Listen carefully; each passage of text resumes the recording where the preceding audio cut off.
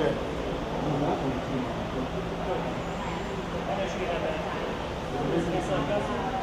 He is. He said he won't be late or on our way. This is Jasmine. Terrible. Yeah. I got here at 4. Yeah, well, and I brought the East one back from the floor.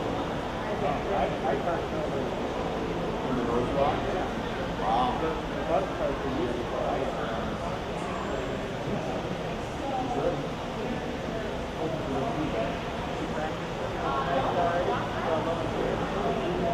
They did talk into it, so.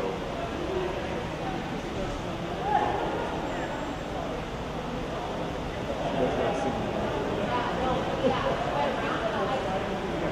Which, and your friends are here to host it. We'll take it. Kind of like you, man.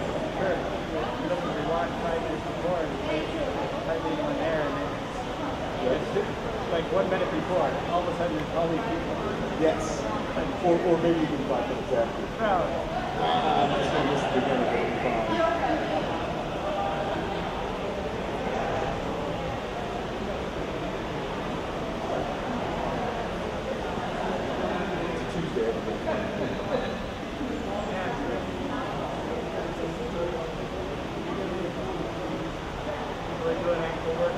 Yes.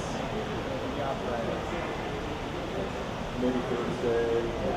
Tomorrow, there's bad weather tomorrow. You're going to be out. You're going to be working.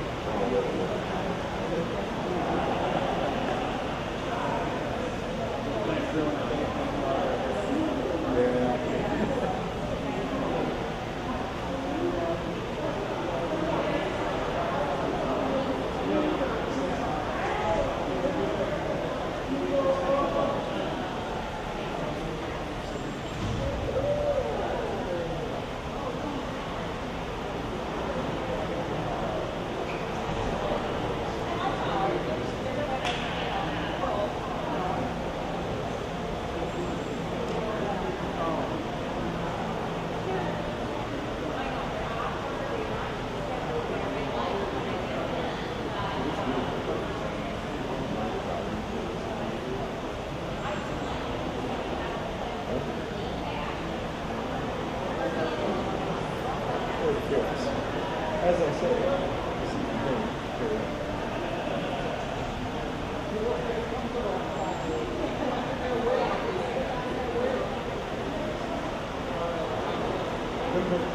about 7.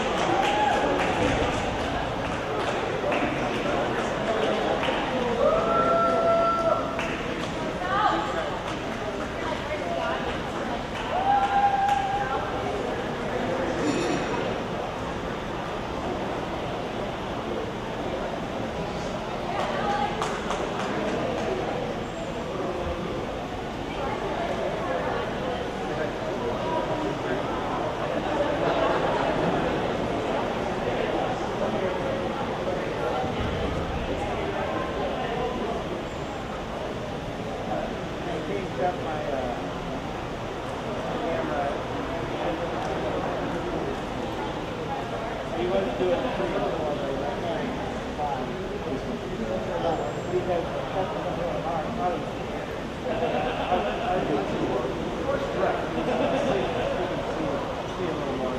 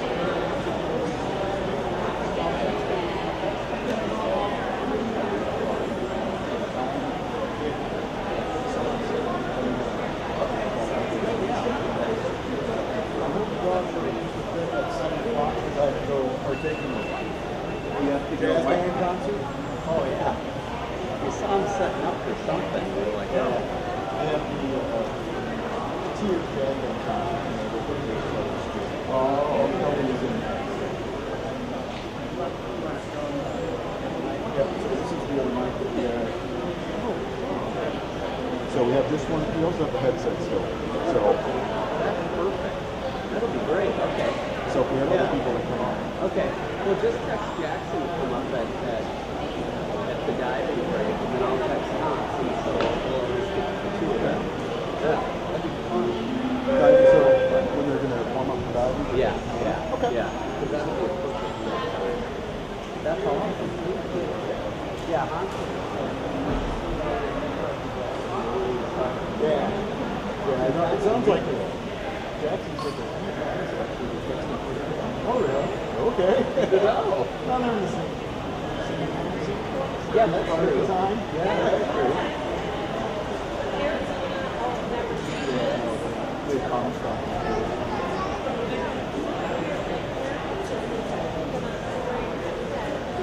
10 minutes ago.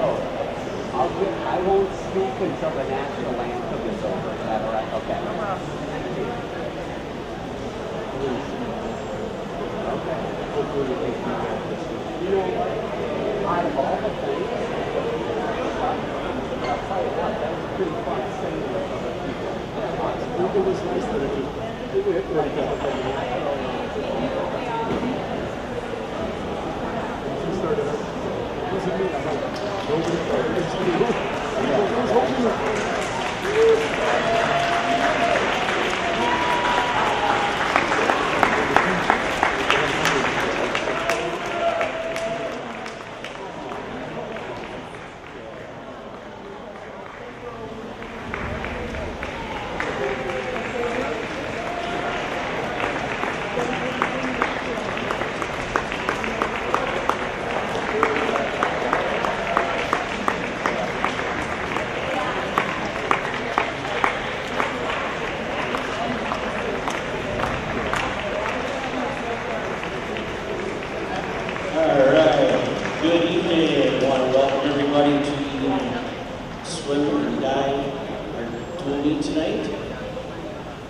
I want to thank everybody for bringing cold water. I'd like to thank everybody on ETV. Thank you, ETV, for streaming our meet live on YouTube to all our friends and family around the world. And a big thank you to all our corporate sponsors for continuing to sponsor our Eagan Swim and Dive program. Tonight, we have our visitors from Lakeville South, the Cougars. Lakeville South, their head coach is Riddington. The assistant coaches are Eric Knudsen and Tim Mitchell. Dive coach is Derek Moulton. Lakeville South's captains are Ken Powell, Dylan Fadamish, Noah Lynn, Danny Fan, Matt Pretzel, and Alex Lindefeld. And now, let's give a big round of good welcome. And now, our Eagan Wildcats head coach Chris Morgan, assistant coach Tyler Husko, our diving coach is Amy Carlson, and our Wildcat captains are Neelan Ambala, Ben Kearns, and Thomas Keller. Your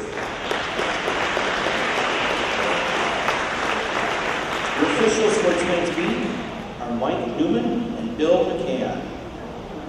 So please stand with me now and take your hat off. And we have our very own Ellie Keller singing the national anthem.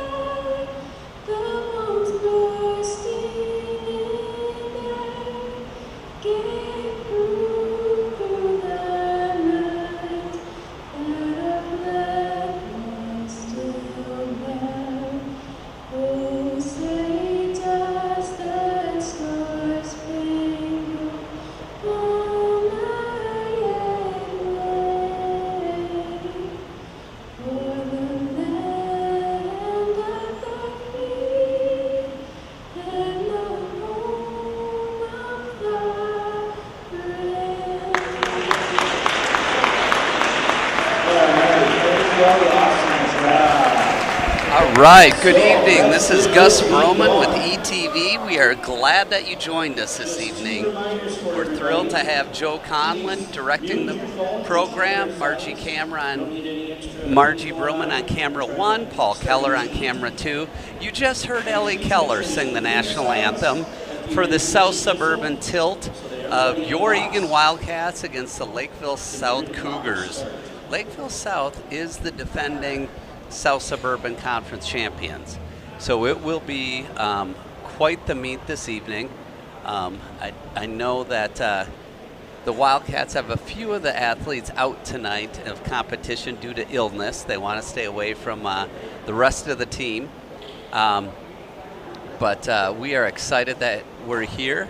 Special night tonight. It's since it's close to the winter break, there's quite a few alumni coming to this meet, so it certainly is a legacy here at Eagan, the swim and dive program. So we'll see if we can grab a few of those alums during diving warm-ups and touch base where they're at in life. So a reminder that Thursday evening, December 22nd, is the alumni meet. So girls and women, girls and guys alike, you are welcome and expected to come out to compete against the current Wildcat team. So the evening includes JV heats prior to the varsity heats.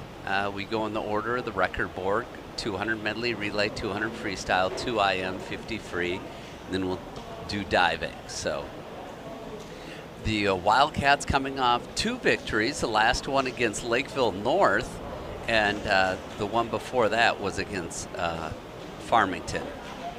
Your officials for this evening are Bill Can. He is the starter on this side, and then Mike Newman is on the far side. And these guys have been, I know actually Mike Newman comes here several times. He always enjoys officiating Eagan. It's good to see Rick Ringheisen, the coach of Lakeville South over there. He actually is the mastermind behind True Team. So what you do is in this meet, only the fastest swimmers score. But in True Team, you can swim 8 athletes, and then you add up the total points. So more on that later on in the meet. So we're starting here with the 200-yard medley relay junior varsity.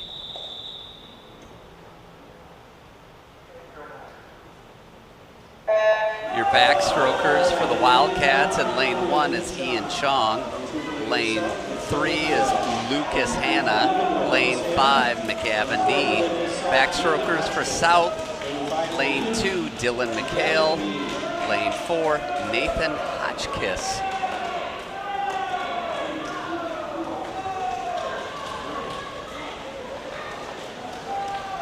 Good to see a couple of the some good JV backstrokers here. First one's coming into the water in lane 4 will be Danny Fan. Lane 5, Michael Boom. Lane 3 is Carlos Conlin. Lane 2 in the water now is Quentin Constein. And then lane 1, Nano Tallin. So the breaststrokers will hand it off to the Flyers. Race is tight right now in lanes 4 and 5. Saw Danny Fan look over to see where Michael Boone was. Oh, my apologies. The Wildcat swimmer in lane 3 is Ethan Jenkins. All right, handing it off in lane 5 is Bergen Rawling. Lane 4, Aiden Nguyen. Lane 1 in the water, Ryan Huth. Lane 3, that's Isaac Krebs. Lane 2 is Brody Moritz. Race is over in lanes 4 and 5 here. Looks like the Cougars will be queuing up the last swimmer in the water, which will be a freestyler. Lane 4, that is Brandon Clark. Lane 5 is Ezra Moeller. Touching in, safe exchange there. Lane 3, now that's Carlos Conlin. And lane 1, Lucas Gord. And oh my Lanta, in lane 2, there is no final swimmer, so. Lakeville South coming in hot there as Brandon Clark will win this JV heat. Nice long stride by Ezra Moeller in lane 5, but burning it up in lane 3 is Carlos Conlin. Out touches there. And in lane 1, Lucas Gord. This gets us to the medley relay. I am noticing that Thomas Keller, one of the senior captains here, he is not on the roster of the lineup here, so he is one of the athletes that decided not to spread the germs, so he stayed home tonight.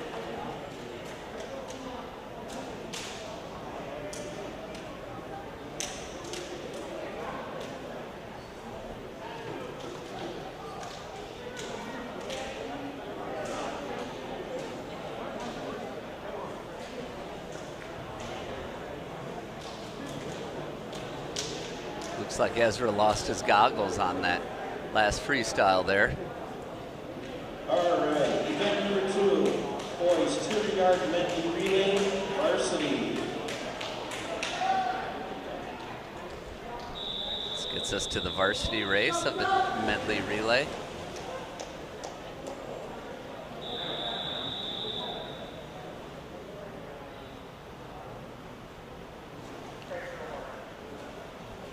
Your backstrokers for the Wildcats in lane 1 is Brad Simpson.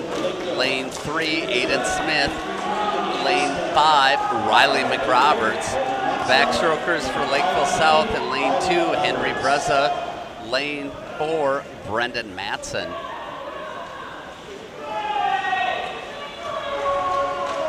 Mr. Matson of the Cougars is way out in front on this backstroke, sending it over to Ethan LaBounty. Next, lane 3, Braden Hegenbarth. Lane 5 for your Wildcats, Will Wynn. Lane 1, Kuldeep Rachavatui. For the Cougars in lane 2, Isaac DeMaster. Really fast breaststroker you're seeing in Ethan LaBounty in lane 4 there, who will send it over to Noah Cochran, who's in the water now. Ben Kearns dives in for the Wildcats in lane 3. Next into the water, lane 5, Tyler Burby. Then lane 2, Tyler Pilstrom for the Cougars. And lane 1, Mason Dietering are your flyers. Cougars flying in to hand off to the freestyle to Grady Evanson in lane 4. Lane 3, Alex Bango in the water. Connor Zach is in the water in lane 2. Lane 5 is Louis Sequoia. Sorry, took my eye off it here. Samuel South finishing in first. Bango, but the race is for third. Lots of points on the line. But oh my Lanta, Louis finishing in strong to get that third spot. That was a fantastic finish by Decatois in lane 5. Big point get to get that 2 and 3 relay spot there. Good stuff. This gets us to the 200-yard freestyle for the junior varsity. All lanes will be filled here. And event number 3, boys 200-yard freestyle, junior varsity.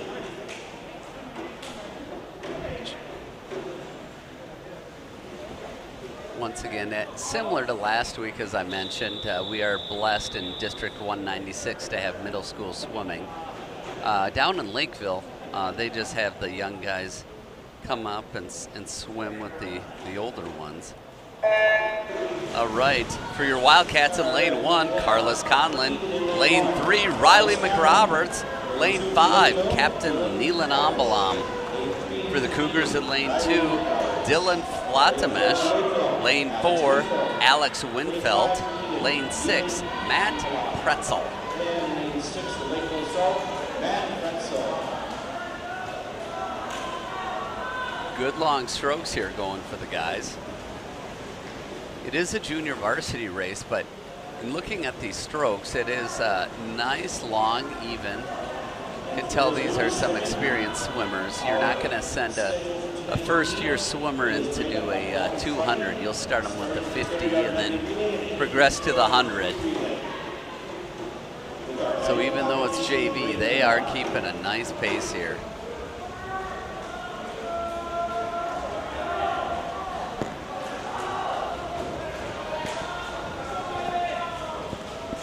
As you're watching from home, one thing, you know, looking at the splits, the difference between JV and varsity on this is experience.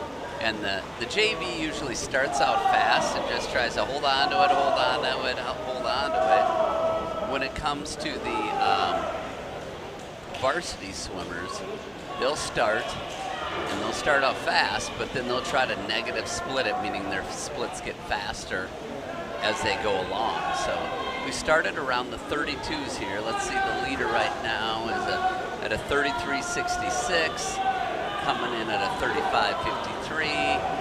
So the splits are definitely getting longer here. But good for them, starting off and just hanging on at 200 is not an easy stroke.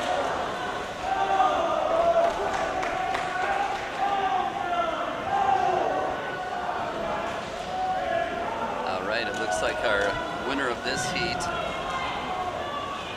will be in lane 3, Riley McRoberts. Nice work. Coming after him is Alex Winfelt. Lane 2, Dylan Flatamesh. Quite the race on the top of your screen. Neelan Ambalam can't quite touch catch Matt Pretzel. So good race by those guys. And then coming in on your bottom of your screen is Carlos Conlon. Still continuing to kick. Good job kicking it all the way to the end.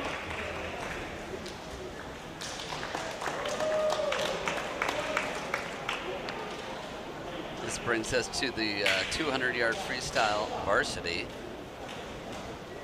All right, event number 4, boys, 200-yard freestyle varsity.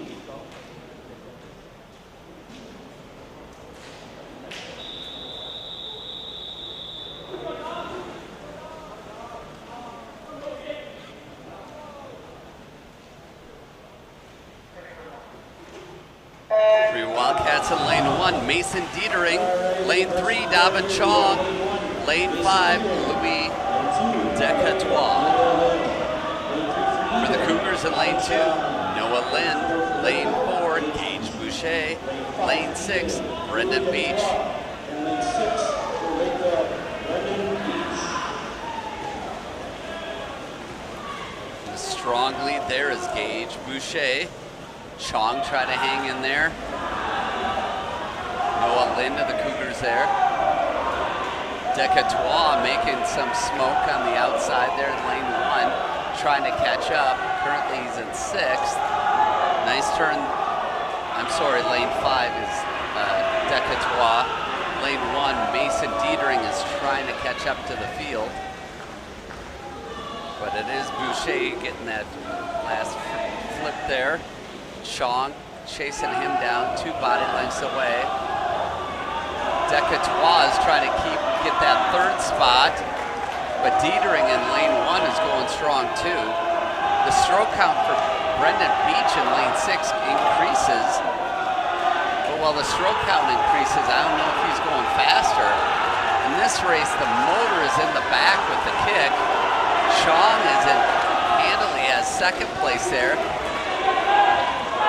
Oh, and Mason Dietering on the outside smoke, lane 1. He's the one that's really coming on there in that 3rd place spot. Decatois trying to hang on to it, but Linda's coming up. Meanwhile, your winner will be Gage Boucher in lane 4. And it will be Chong in lane 2. The idea here is to get that last point. If you're 5th, you get a point. If you're 6th, you get nothing. Boy, it is a race. All 4 are just coming in hot. 10, 12, oh my lad, to the Wildcats get that 4th and 5th spot. Excellent work. Just a gutsy effort by Dietering. And then Decatois out touching there in lane 6 and with Brendan Beach, so they grab that last point. Gutsy race by those Wildcats. You know, that's one of those where if you look at it, when you're neck and neck with the guy in the next lane, that's going to make you faster. You know, and you compare that to another meet where you're not right next to a guy who's your speed, and you'll go slower. I mean, it kind of reminds me of the year where they had swimming during the restrictions. They said it was unsafe, even though you're 6 feet apart due by the lanes. They had no races. They just did time trials where Eagan would swim here, Lakeville South would swim at their pool, and then they would load up the times. But really isn't a race. It's when you're pushing each other that you get those fast times. This gets us to the junior individual medley, junior varsity. Your Wildcats in lane 1, Braden Hagenbarth. Lane 3, Isaac Krebs. Lane 5, Josiah Schaffhausen. Cougars in lane 2 is Henry Breza. Lane 4 is Carter Nesbitt. Lane 6 is Brody Moritz.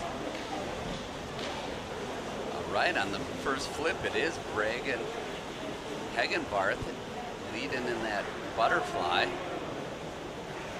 Such a great stroke, the individual medley, because, you know, it's hard to be proficient in all of them. And so the race usually changes its profile throughout the race. Backstroker's still coming. The transition from the back to the breast is the most challenging because a lot of times you just see the guys coasting because they count the flags and then they go the strokes after that. As you can tell, Nesbitt is a proficient backstroker. That's why he caught up to Hagenbarth. Hagenbarth gets a sweet turn on that breaststroke. Up there in lane 5 is Schaffhausen trying to breast his way back in there, and Henry Breza in lane 2, also doing well. Krebs for the Cats is in lane 3. Brody Moritz in lane 6 there. Should mention that lane 1 is at the bottom of your screen, lane 6 is at the top. Wow, nice work by Braden Hagenbarth in this breaststroke. He had a great butterfly, and then his breast ends up. Now it's just a freestyle to finish it off. Hagenbarth neck and neck with Carter Nesbitt there in lane 4.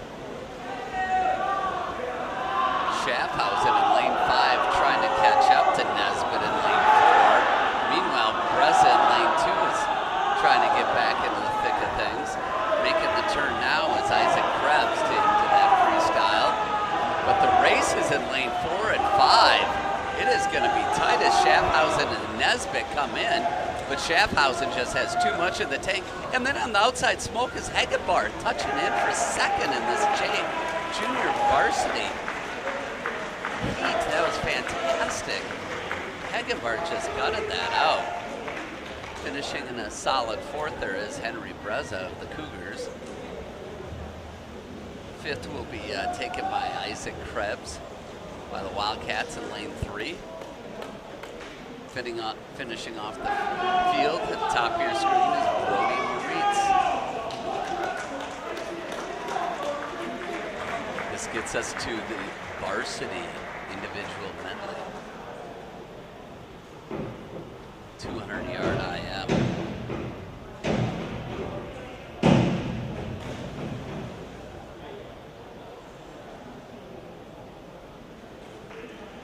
All right, event number 6, boys, 200-yard IM, varsity.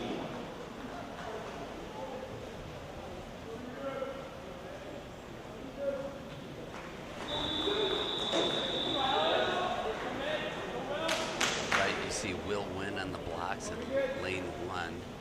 Lane 3 is the Cats, Miggy San Jose. Lane 5 is Alex Bango. Lane 2 for the Cougars is Brendan Matson. Lane 4 is Ethan LaBounty. Lane 6 is Isaac DeMaster. Miggy getting a nice start in that butterfly. But it does look like Ethan LaBounty has it by half a stroke here. Miggy digging in deep though. Oh, it's going to be real close at that turn. About 0.3 seconds away, but Miggy has a great turn on that. Will Wynn digging hard in lane 1 on that backstroke. Miggy's backstroke is looking so smooth right now. Look at this push off the wall. Good underwater, pops up, and he's back swimming. Lane 5, Alex Bango hasn't quite made the turn on the backstroke yet. Miggy's got LaBounty exactly where he wants him. It's a big slide there. I think he might have wanted one more stroke there. It's a bit of a glide, and that cost him on that turn there because LaBounty is a fantastic breaststroker. We saw that in the medley relay. So Miggy's got to do what he can to keep him in touch so that he can freestyle it out. And then it is Brendan Matson in a solid 3rd place there. Lane 1 is Will Wynn. LaBounty obviously will be doing the breaststroke tonight. They were even at the wall, and now he's 3 body lengths ahead of Miggy. It's going to be too much to catch up on this freestyle. Miggy makes that turn now. 3rd person making the turn will be Brendan Matson. Ooh, and out Will Wynn, the 4th person there. Nice work.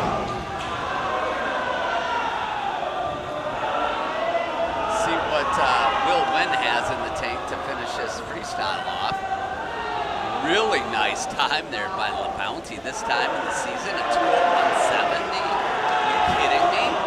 Miggy with a 2:05.23, also not too shabby.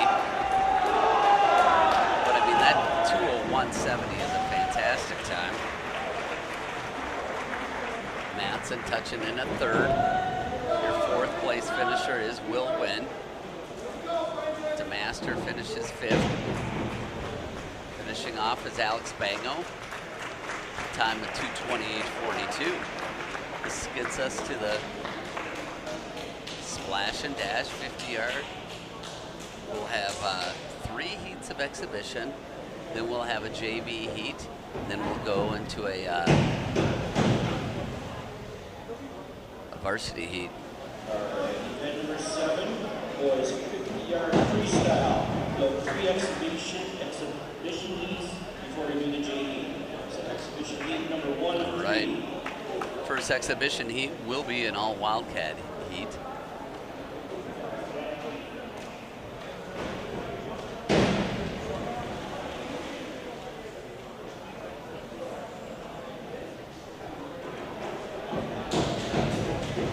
Bit of a confusion. These are usually the most inexperienced swimmers doing these exhibitions, but it's for everybody, so we have a little bit of patience here. Also, I should mention the facilities here at Eagan. At least our divers are warming up. At Lakeville, the divers compete at a completely different pool altogether, so it's good to have all the guys together at one spot. So.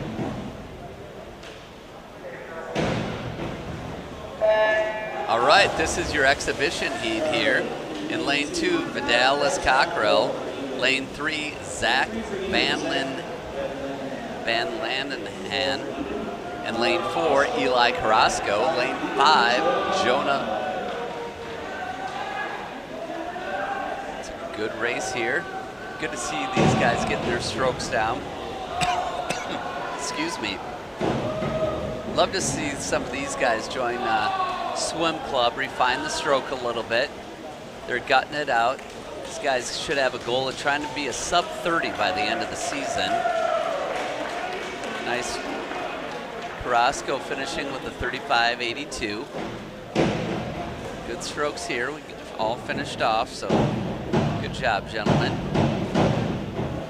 This gets us to the heat 2 of 4, also an exhibition heat. Exhibition heat number 2.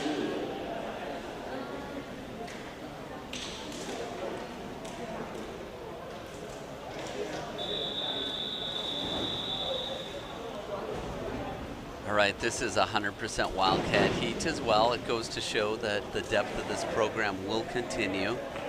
Depth, pun intended.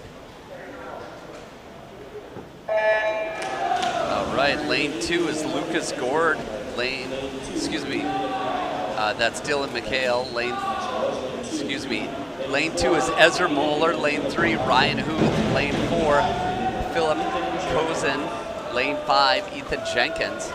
Sorry, getting a little confused with all of these lane assignments, and I'm also getting a little distracted. Great to see the alumni filing in. We got former captain Alex Cahill, a diver here from 2 years ago. Grant Womble from the University of Iowa, finance major, already committed to a job in downtown Chicago. He is here. He was a captain 4 years ago. Jacob Frost, a captain from 2 years ago, is in-house. Also Reagan Wynn, he dove, I think, 2 years. He showed up tonight as well. Good to see him. His brother Jordan Wynn dove all 4 years here, was a captain. I don't see Jordan here. Jordan actually serves in the Marines. He's also a bodybuilder, fitness competitor. All right, this gets us to our last heat of exhibition before the JV. All lanes are filled. He says equal. Quiet, please.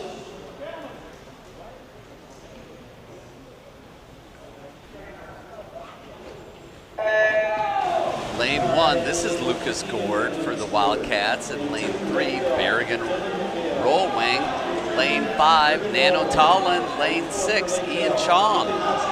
The Cougars have a swimmer in lane 2, that's Dylan McHale. And lane 4, Nathan Hotchkiss. These guys are swimming hard, but it looks like it's Tallin in the lane 5. But no, Berrigan is coming in.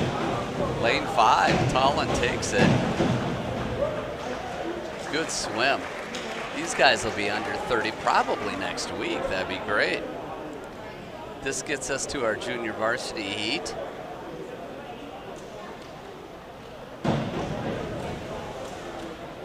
Second Lakeville swimmer who's lost his goggles, so be careful in lane 4. Guess there's a goggle clipper there. 7, boys 50-yard freestyle, junior varsity.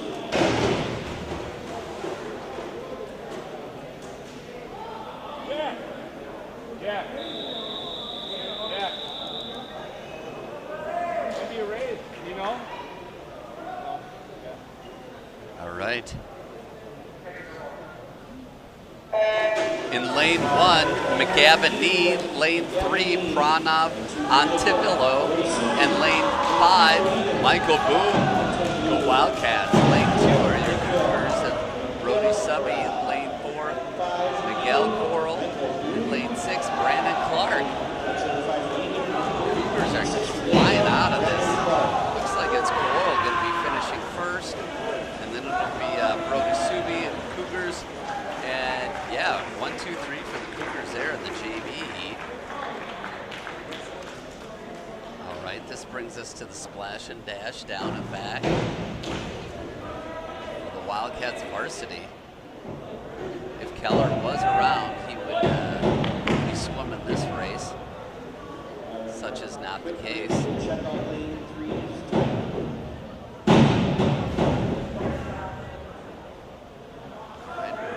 Some guests here at the diving warm-up, so don't leave your computer screen. So we have some nice guests, and we do appreciate Tom Conlon directing this meet tonight from an ETV perspective. We have a little problem on the Colorado here, so one of the timing pads in lane 3. Eagan Booster Club does a fantastic job. There's always 2 spares ready to go. Each one of those pads costs about $900. Parents are organized to get the Booster Club, get those ready to go. Those are not provided by your tax dollars. Rather, it's Booster Club money only. Hoping to get 2 guests here tonight. Last year's state champion in the 200-yard freestyle and the 500-yard freestyle, Jackson Keller, who's swimming at the University of Utah. Hoping he'll come back. And then Hans Broman, who was a captain 2 years ago, and he ended his swim career here. And but he came back to connect with the Brotherhood as well. So let's see if we can get them up here and get their perspective. So.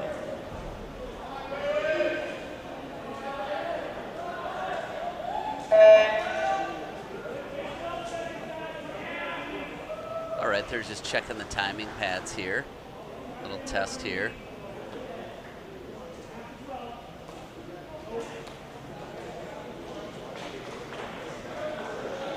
All right, good stop. That works. Lane 1. Currens can't quite hit that hard enough. We know lane 1 works, so Coach Morgan is able to hit it. So Captain Ben Kearns, he has a little bit of work to do on the pad tab. Let's try event 3, boys 50-yard freestyle. All right, this is your varsity down and back. Your Wildcats are in lane 1, 3, and 5. Lane 1 is Ben Kearns. Lane 3 is Derek Bango. Lane 5 is Braden Hagenbart. For the Cougars in lane 2, it's Alex Morelli. Lane 4, Graydon Evenson. Lane 6, Team Cow. I'm looking, Evenson is probably going to win this thing. He had a really nice push off that wall. But there is some nice action going on with Hagenbart in lane 5. But it is lane 3 touching in. Derek Bango, oh my Lanta, sneaking in. And a 23:32 is nothing to sneeze at. Ben Kearns snagging that last point in that 5th place finish. Hagenbarth finishes in with a 4th place finish with 23:83. So good swims there by the Wildcats to grab those extra points here. So we want to thank the Urgency Room for their sponsorship, but then also Minnesota Orthodontics as well. So we'll see. Yep, we have a couple of guys here, so we're going to do a little conversation here. And first off, we'll have a conversation with Hans Broman, captain from 2 years ago. We'll start with Hans right now. And it's our understanding, Hans, that you're at Grand Canyon University, a biology major, and you chose not to swim after college. But tell us how swimming in high school affected your workouts and what you're doing for workouts today.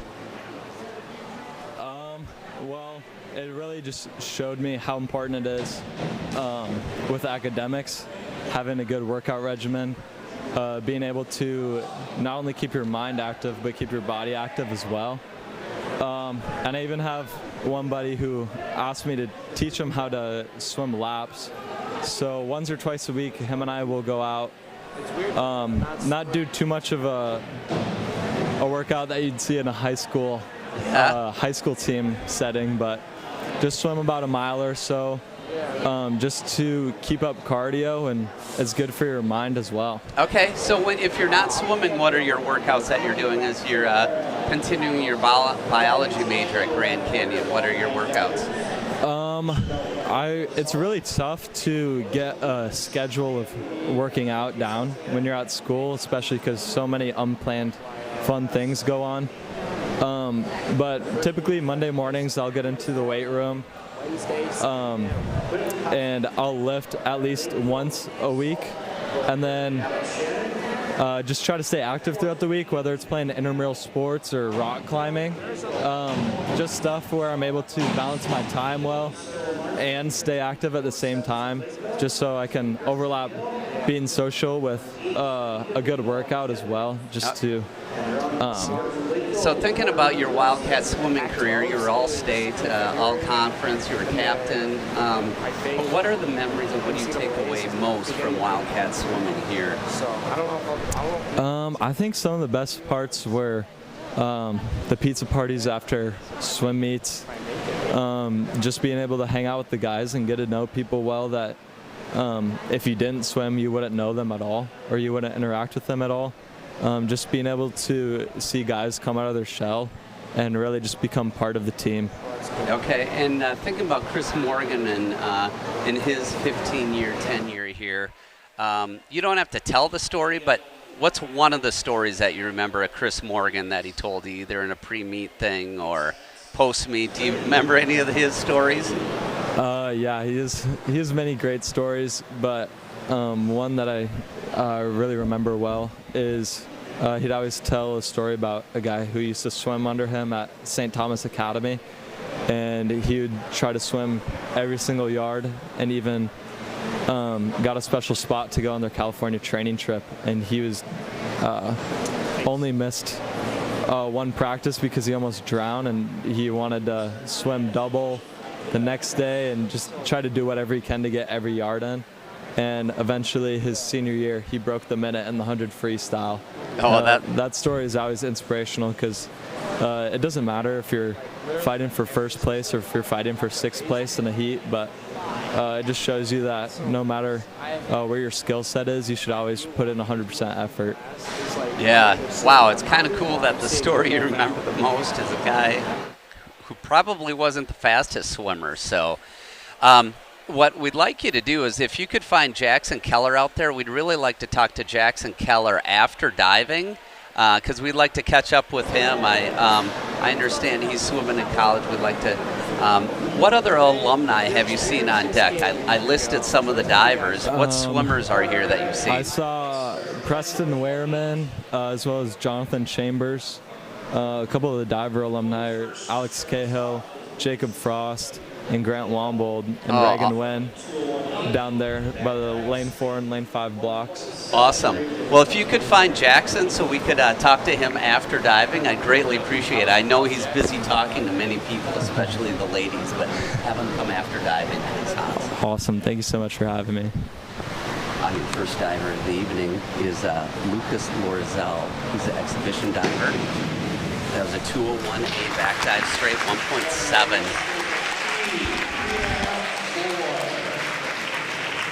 Up next is Quinton Leza, 101A, forward dive straight, 1.4.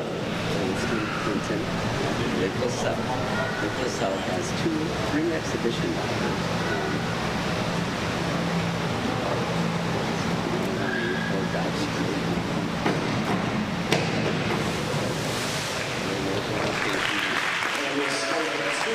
Score 2, 3, 2.5. There are a total of 9 divers this evening.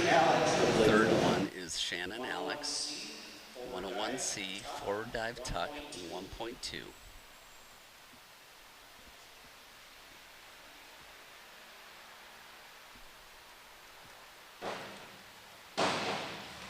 Oh, nice entry in the pool there.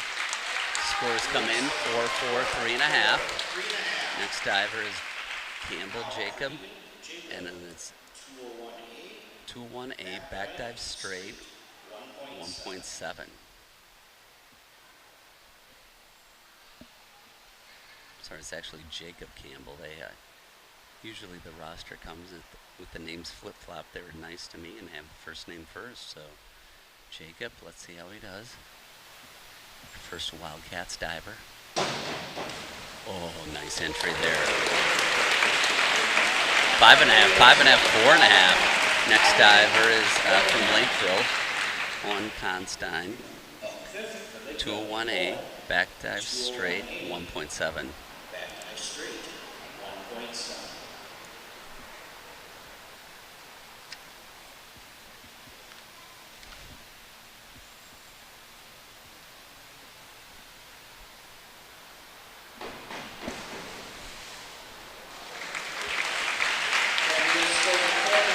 Scores come in, 4.5, 4.5, 4. Next up is Stone Larson, 201B, back dive pike, 1.6. 201B, back dive, pike, 1.6. Stone's easiest dive that he'll do this evening. Scored really well the other night. Continues to improve. I'm telling you, these Eagan divers are ready to make a statement here. Stone, very nice. Little over rotation at the end there. 5, 4.5, 4.5. Next up is Brecken McGill of Lakeville, 202C, back 1 somersault tuck, 1.5. This is Brecken's easiest dive that he'll do this evening.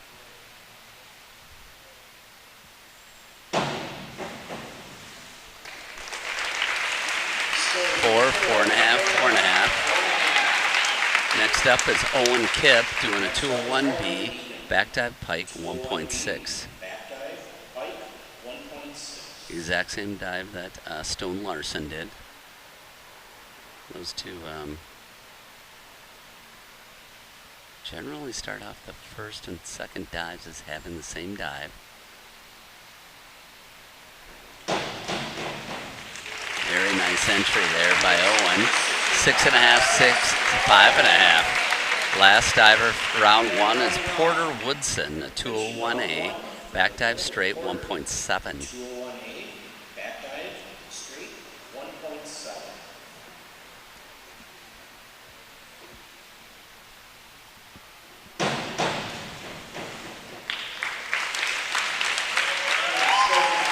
Bingo! 5s across the board. That it concludes round 1. There are 6 rounds of diving. Starting off next is Lucas, round 2, 202C, back 1 somersault tuck, 1.5. Love the facilities here at Eagan, having 2 boards ready to go. The diving just goes real fast, but yet we can all see them all compete. If we're at Lakeville, all the divers would be at a different school. So 3, 3.5, 3. Next up is Quentin Quentin, 102C, forward 1 somersault tuck, 1.4.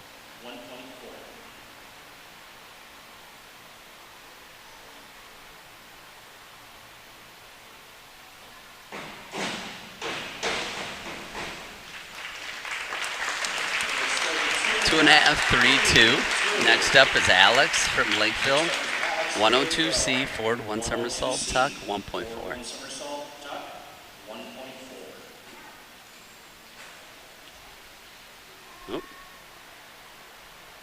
Alex couldn't be found there. I almost lost the dive clock there. We'll continue to let him compete.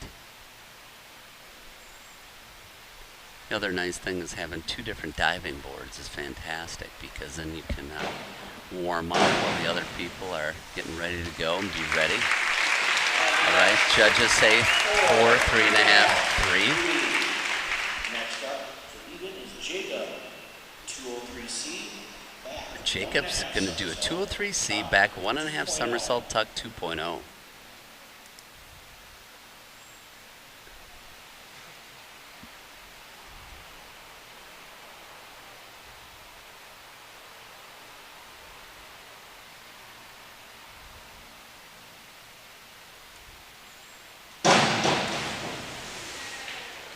Couldn't quite get that spin around. 2.5, 3, 3.5. Next up is Owen, 202C, back 1 somersault tuck, 1.5.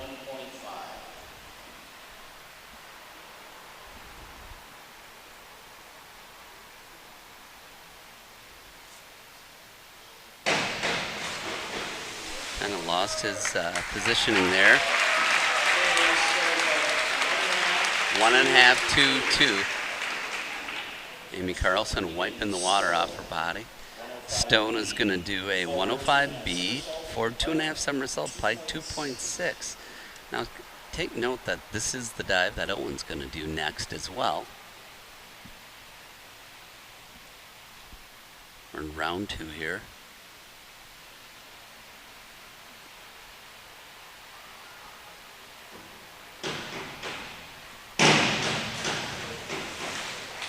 Just couldn't get that entry down. 4, 4.5,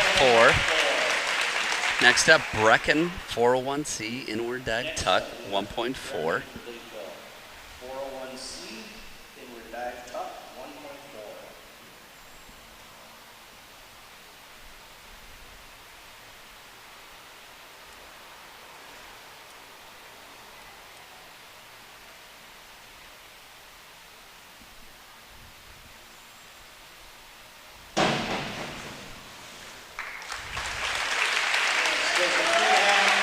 Bingo, 3.5 across the board.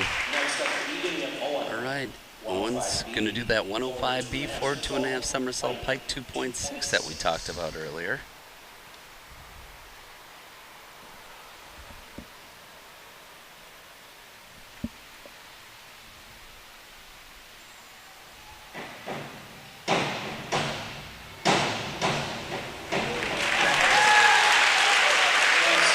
Six and a half, 6. Brings us to Porter Woodson. He's going to do a 403B, inward 1.5 somersault pike 2.4. He's a final diver, round 2. There are 6 rounds of diving. If you make it to state, there's actually 11 rounds. So 6, 5.5, 5.5. Starting round 3 will be Lucas from Lakeville. Do 101C, forward dive tuck, 1.2. Forward dive, tuck, 1.2.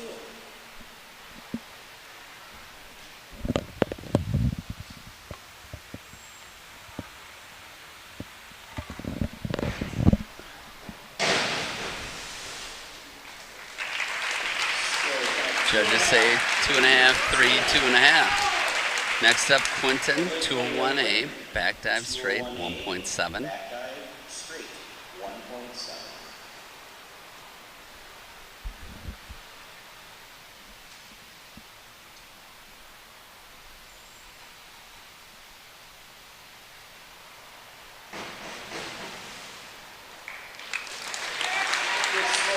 Two, 3, 3.5.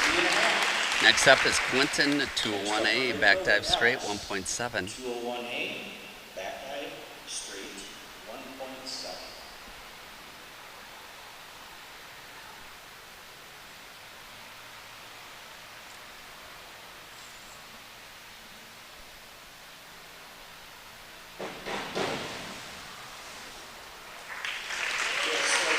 Three and a half, 4, 3.5.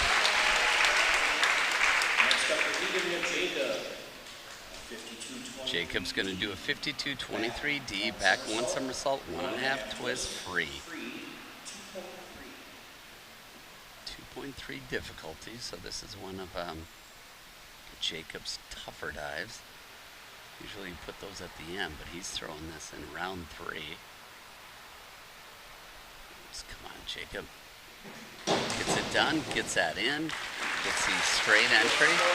4.5, 4.5, 4.5, bingo. All right. Owen, 401C, inward dive tuck, 1.4. 1.4.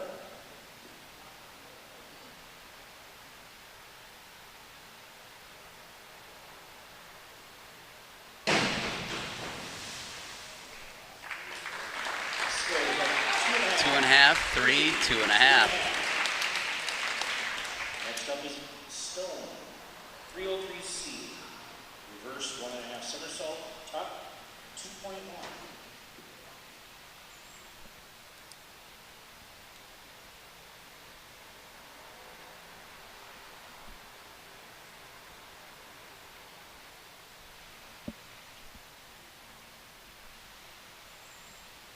Stone approaches the board. Twists it a little bit.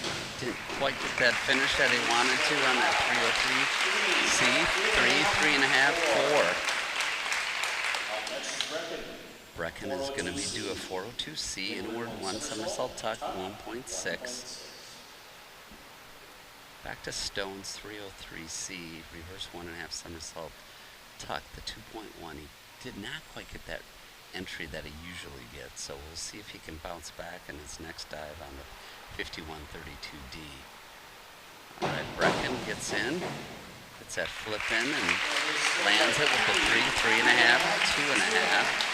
Owen is going to do a 203B, back 1.5 somersault pike, 2.3. 1.5 somersault, pike, 2.3.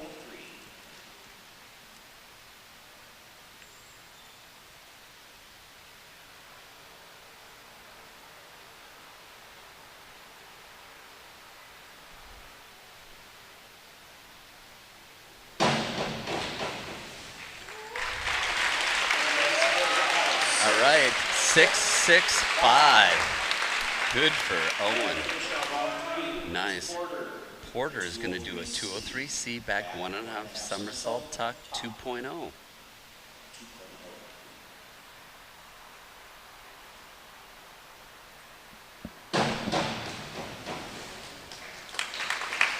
Nice entry there. Porter gets a 5.5, 5, 4.5. Starting round 4 is Lucas. He's going to do a 401C, inward dive tuck, 1.4.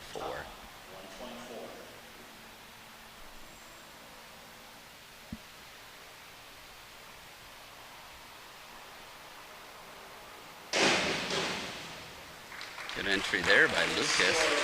He gets 3, 3.5, 3.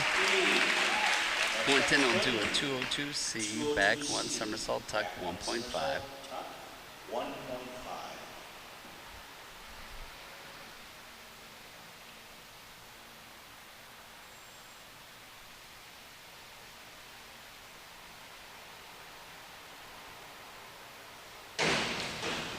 Gets that entry in, nicely done.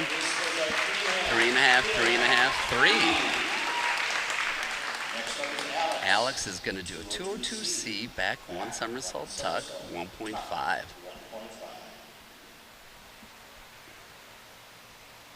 Alex was ready when his number was called this time. Good to see him adjust the board, get ready quickly. Ground himself. Nice twist, little over rotation there. Gets in, 2.5, 3, 2. Next up, Jacob will do a 401B, inward dive pike, 1.5. 401B, inward dive, pike, 1.5.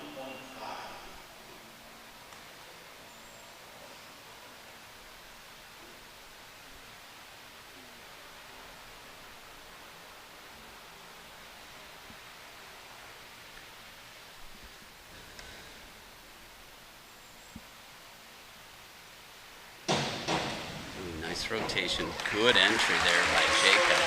Got a 5, 5.5. 5.5. Nice. Next is Lakeville. Owen, 402C. Owen's going to do a 402C inward one somersault tuck, 1.6.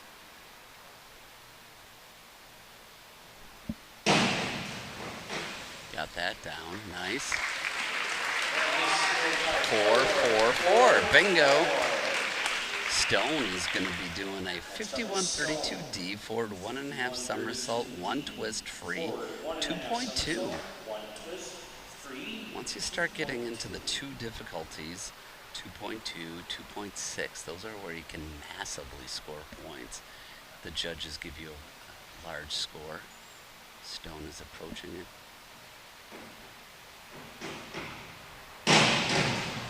Very nice entry. Amy groans. She must know something I don't know. 5.56. There's more to come on that one. When Amy reacts like that, there's more that Stone can do. So that's exciting to see a coach get excited about that. Brecken gonna do a 103C for 1.5 somersault tuck, 1.6. 4.5, 4.5. Owen's gonna do a 403B inward 1.5 somersault pike, 2.4.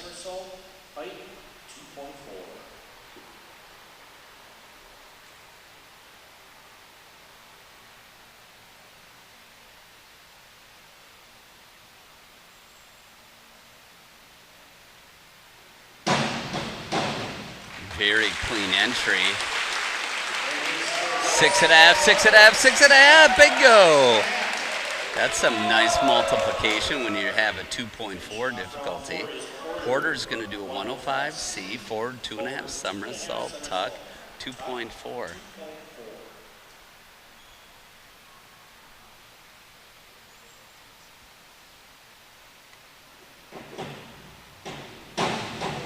Good rotation, and he got that in. Nice. 6.5 across the board. Crowd likes that one. Starting round 5 will be Lucas doing a 52-11A back dive half twist straight, 1.8.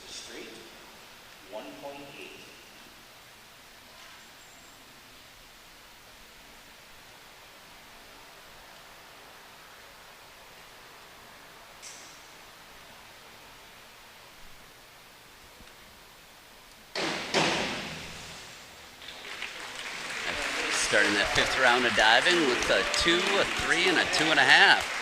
Quentin, the younger Constein brother, will do a 401C inward dive tuck, 1.4.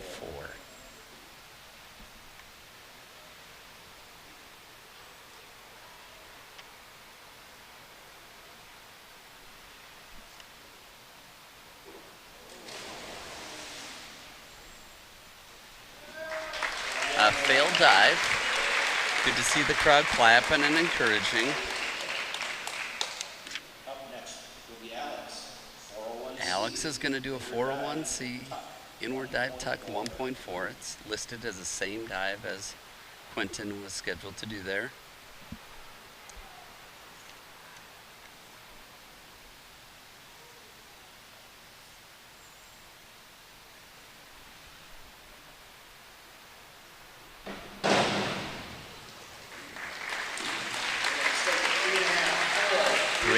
Four, 3.5. Jacob's going to do a 403C inward 1.5 somersault tuck, 2.2.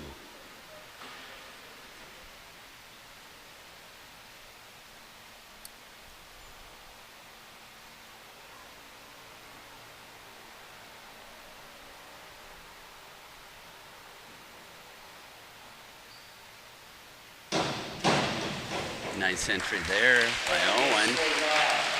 4.5, 5. Stone is up to do a 403B. I'm sorry. It's Owen going to do a 103C forward 1.5 somersault tuck.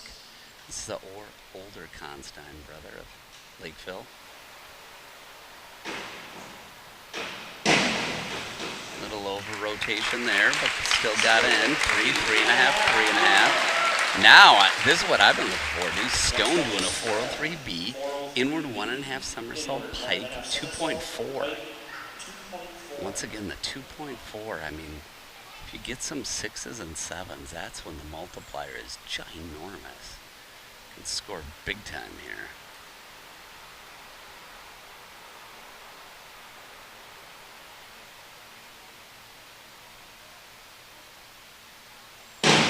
Rotation, gets in clean, 5.5, 6, 5.5. Brecken will do a 51-21D, forward 1 somersault, half twist free, 1.7.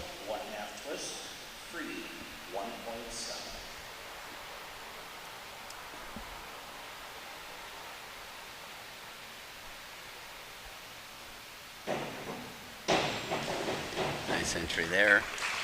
Should 4.5 across the board. Should mention that the mean score currently is Lakeville 34, Wildcats 28. So Owen's gonna do a 52-35D, back 1.5 somersault, 2.5 twist, free, 2.9. Easily his hardest dive of the evening. Porter Woodson will be doing this dive in round 6. This is Owen's most difficult dive here.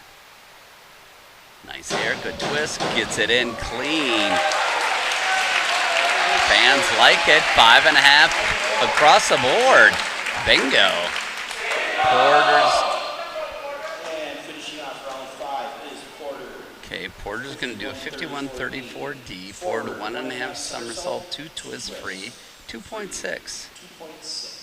So it should be mentioned that this is a dive that Owen's going to do last. Porter will do Owen's last dive last. Ooh, that was slick entry. Very little splashage. 6.5, 6, 5.5. We're starting the final round of diving. That was round 6. Alex is going to do a 51-11A, forward dive half twist straight, 1.8.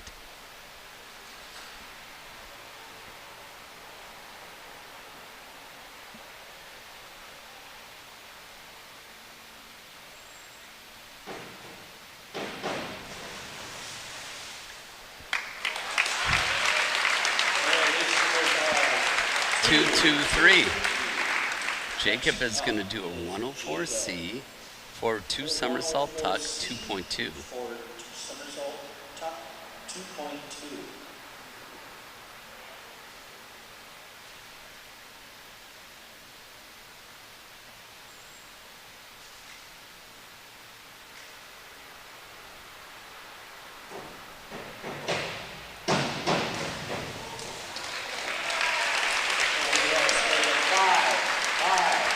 Five, 5.5. Good scores there for Jacob. Owen of Lakeville is going to do a 302C, reverse 1 somersault tuck, 1.6.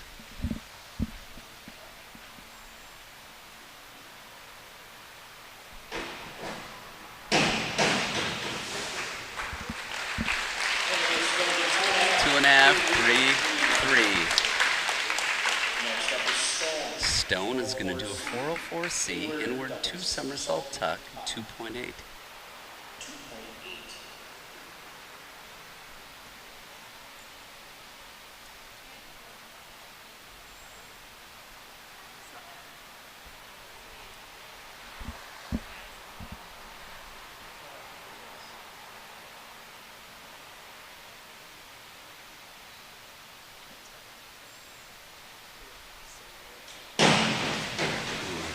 Nice rotation by Stone. He got around on that. 5.5. Next up is going to be Brecken. 302C, reverse 1 somersault tuck, 1.6.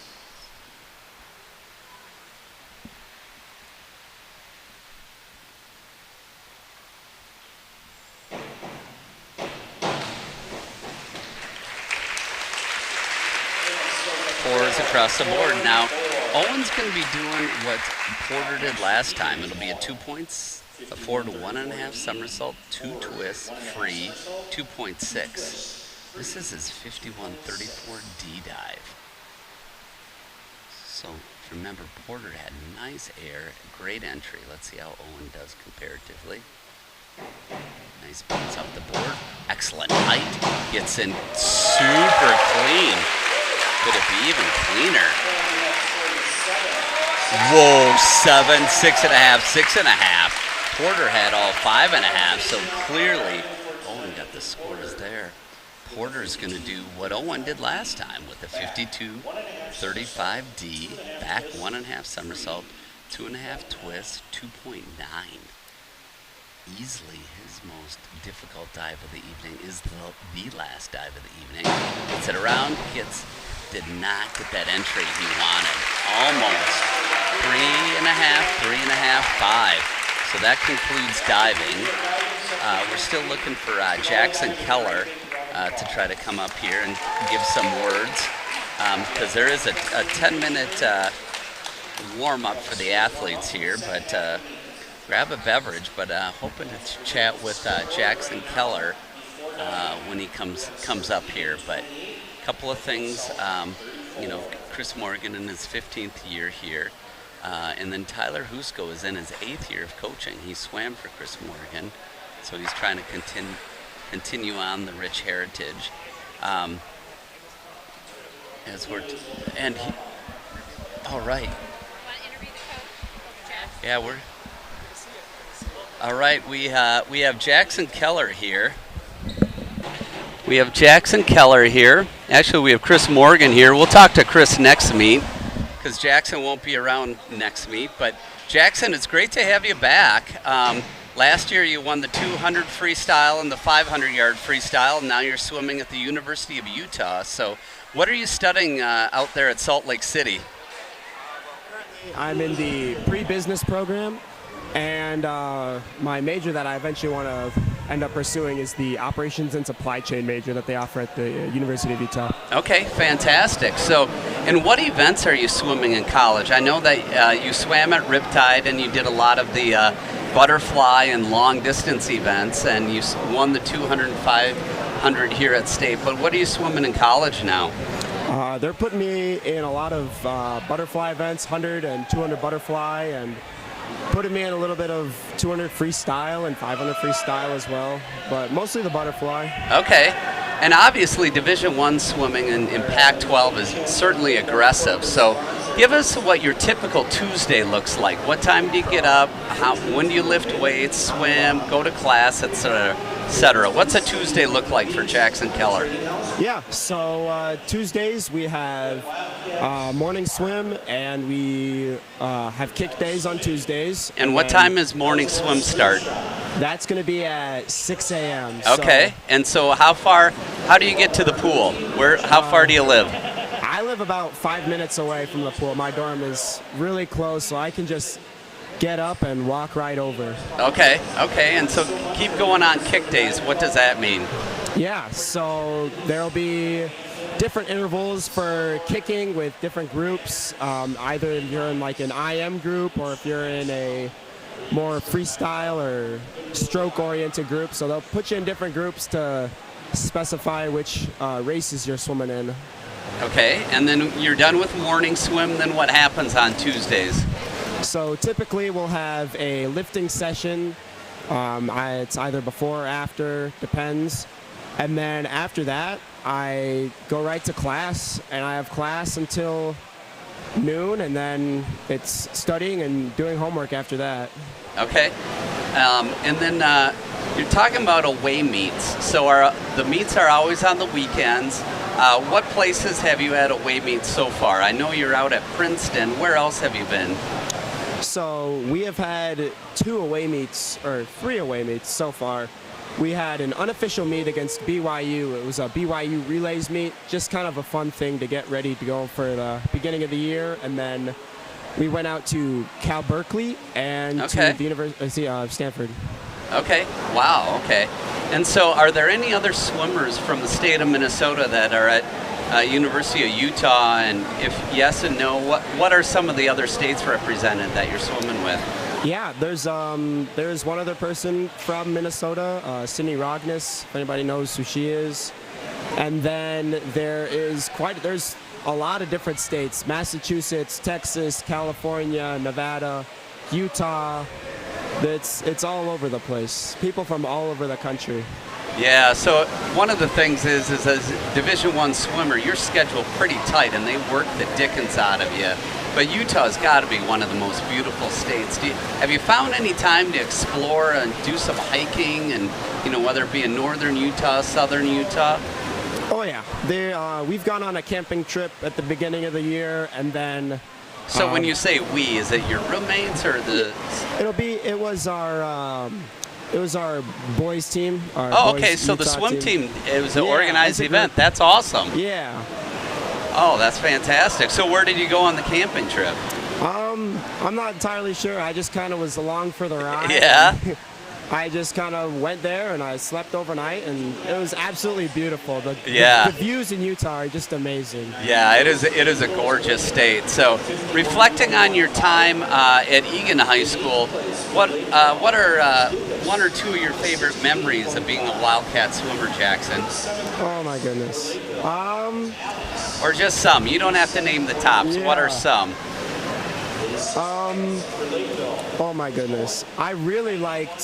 I would say like an overall memory would just be going out after swim meets and going to somebody's house and just having a pizza party and enjoying everybody there and enjoying whatever happened at the meet, talking about the meet, and just kind of goofing off with all the swimmers there and seeing all the different personalities that are part of the team. That's awesome. That's always the most common one, and it really shows you that there is a brotherhood here, and it doesn't matter if you're a state champion or if you swim a 50 and a 45. It's all about getting together.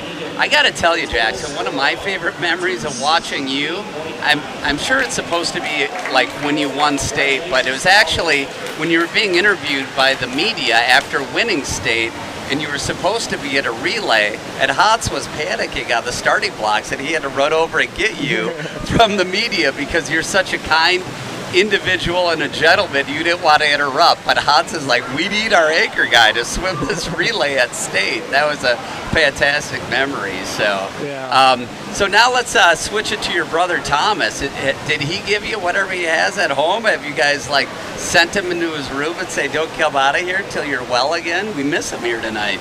Yeah, I'm missing him. I've seen him once or twice. Okay. So far, but I'm hoping that he's getting better. Yeah. So where are you getting your workouts in when you're here? Because I know that I'm sure the Utes want you to be swimming. Where are you getting your workouts in? Yeah, I'll be swimming at Riptide and going to the YMCA to do my lifting there. So. Okay. And so do they send you home with sets to do, or do you just make it up, or how does that all work? They send us home with some sets if we don't have really a club to go to, but Riptide is, I say, pretty good for having a practice, and then they send us some lifting things for lifting. Yeah, I'd say pretty good. One of their swimmers is Reagan Smith that I know you swam with, and who was a gold medalist. Is Reagan back at Riptide over the holidays, or is she at school, or what's she up to? Yeah, she's back, and it's really fun to swim with her. Yeah, that's pretty amazing. It's fun to have Minnesotans, and a lot of times people think it's just Arizona and California that have good swimmers, but it's fun to have you Minnesotans represent that. And so as you're looking into the school year and after the holidays, when is your taper meet? Where is that meet where they're done beating the crap out of you, you're tapered up? What is the big meet and where is it at? So our big meet is the Pac-12 championship meet at the end of February. It's going to be in Federal Way, Washington. So it'll be there against all the Pac-12 teams: Cal, Berkeley, Stanford, University of Arizona, ASU, us, and University of Southern California. Okay, I think Washington too, right? I guess they would be be hosting that if it's at Federal Way? I don't think Washington has a men's team. Oh, okay, but they will be hosting it anyway. Yeah. So, yeah. And then one other thing, in terms of, I've had 3 swimmers. I know what you guys eat. What meal plan are you on at the University of Utah? Where do you eat, and what does that look like? Yeah, so usually it starts with me having a little bit of a breakfast before practice, like a Cliff Bar or something. And then it can vary depending on whether I have class or not. So it could either be our student dining hall or athlete dining hall, or just something to pick up, like our athlete fueling that we have just has like bagels and like little go-go squeezes and that kind of thing. And the meal plan that you're on, is it the all you can eat, or is it like a la carte, or what kind of meal plan are you on there at Utah? So I'm on the 21 a week meal plan. So I'm getting 3 meals a week, or not 3 meals a day for a week. Okay. Yeah, that makes sense.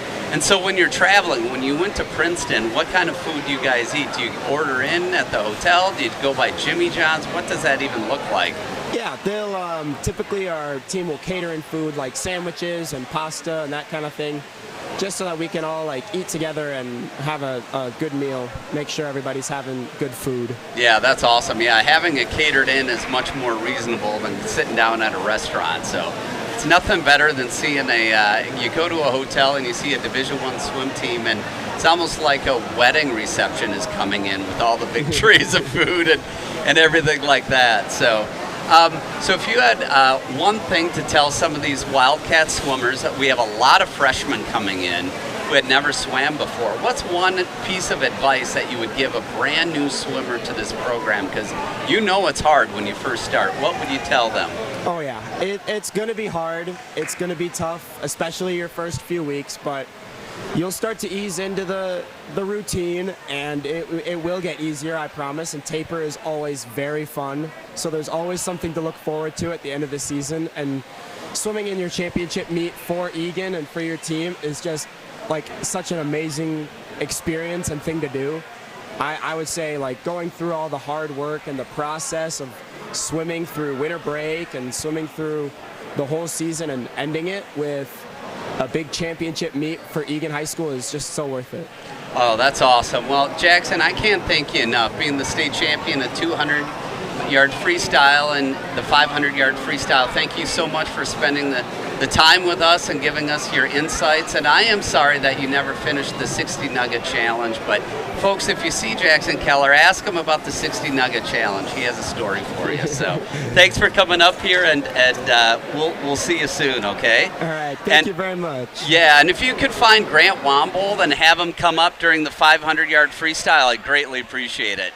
All right, I'll go look for him. All right, thank you. Folks, that's Jackson Keller, the state champion of the 200-yard freestyle, 500-yard freestyle, and 500-yard freestyle. I will. 500-yard freestyle. Yeah, please do. So it was great talking to Jackson and getting some of those insights. And folks, have you found out? I mean, he was also a captain. You heard Hans Perlman. You say, what's your favorite memory? It's just being with the guys. And I'll tell you what, I had 3 boys in this program. There's nothing more fun than hosting those pasta parties or pizza parties. You get to see teenage boys in their own habitat. Tell you what, you see varsity and you see JV in these heats. When you go to those parties, it's all blurred. It's just the guys, being with the guys. I'll tell you what, you know how I knew Jackson was here? Because my son Hans says, I'm going out with Jackson and Alex and Grant before the meet tonight. Those relationships continue on. And so if you're out there and you're debating whether to send your boy to this program, you should. It is hands down one of the best decisions, and Chris Morgan will help revolutionize your son into a fine gentleman. So starting up the meet here again, this time right after diving is the 100-yard butterfly, and we'll start with JV.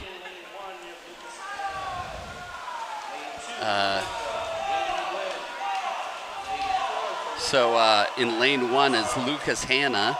Lane 5 is Kuldeep Rachapatuni. For the Cougars in lane 2 is Aiden Wynn. In lane 4, Tyler Pilstrom. And lane 6 is Dylan Latamish. Yeah, like I said, it's great when the memories are about, I mean, Jackson Keller, he won state. Like, And his greatest memory is having pizza with the guys. I mean, goes to show you how great it is. I remember one night, everyone gathered around our piano at home, and they were singing Disney songs. So it's a really great experience. I mean, soccer is my sport, and I love watching it. But I'll tell you what, in that sport, it's 9th grade, 10th grade, JV, varsity, and they're all separate. In swimming, you're just one big brotherhood. It's great to see these guys all getting together. So great job here, finishing off Lucas Hanna, digging deep, getting that done in lane 1 there. This sends us to the butterfly. After diving, the meet is all tied up at 39-39, so it is a tight meet. Lakeville South did win the the South Suburban Conference last year. We'll see how Jackson Keller does in getting former captain diver Grant Wombold to come on up here and to get interviewed. Love to talk to him. He's 4 years out of the program, figuring out what this program meant to him. All right, your Wildcats here in the butterfly here. In lane 1 is Tyler Burby. Lane 3, Dobbin Chong. Lane 5, Ben Currens. For the Cougars in lane 2, Noah Lind. Lane 4, Noah Cochran. Lane 6, Carter Nesbitt. Missing Thomas Keller here. He would be slipping in here. Good to see Eagan in there in that 2 and 3 combo, but it is at the wall going to be Noah Cochran, but it'll be your 2 Wildcats in 2 and 3. Good turn there by Dobbin Chong. A nice flip there. Unfortunately, Currens did not get the flip he needed, and I think he lost it that turn to Noah Lind. Hopefully he can get it back on this, but Lind has a nice pop and stop turn there. Chong is hanging on to that second. Let's see if Currens can get into that third. He's digging deep. He's better in the water than on the walls, but I think Noah has him by just enough. So it will be Chong in second and Lind in third. All right, not Tyler Burby finishing off strong in lane 1, but getting 6. So good swim there by the guys. It's always hard just to even get out of the pool after the 100-yard butterfly. This sends us to the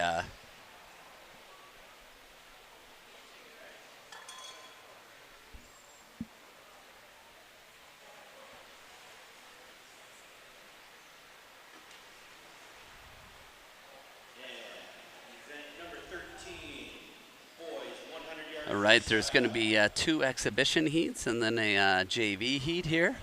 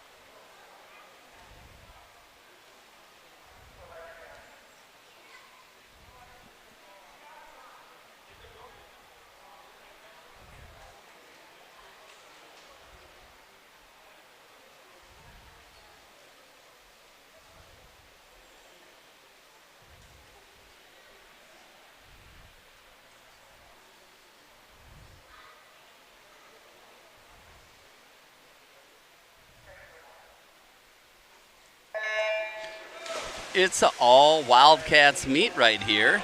Lane 1, Zach Blanenhang. Lane 2, Jonah Moeller. Lane 3, Ezra Moeller. Lane 4, Philip Cozen. Lane 5, Ryan Huth. Lane 6, Ian Chong. It's good to see all these Wildcats in there. You know, from a growth standpoint, there are more than any other class, the most 9th graders here on this Wildcat team. There are 14 of them, And as I mentioned, the 50 is the first 50 freestyle is what you swim first. Next step up is the 100-yard freestyle. So you'll see these guys.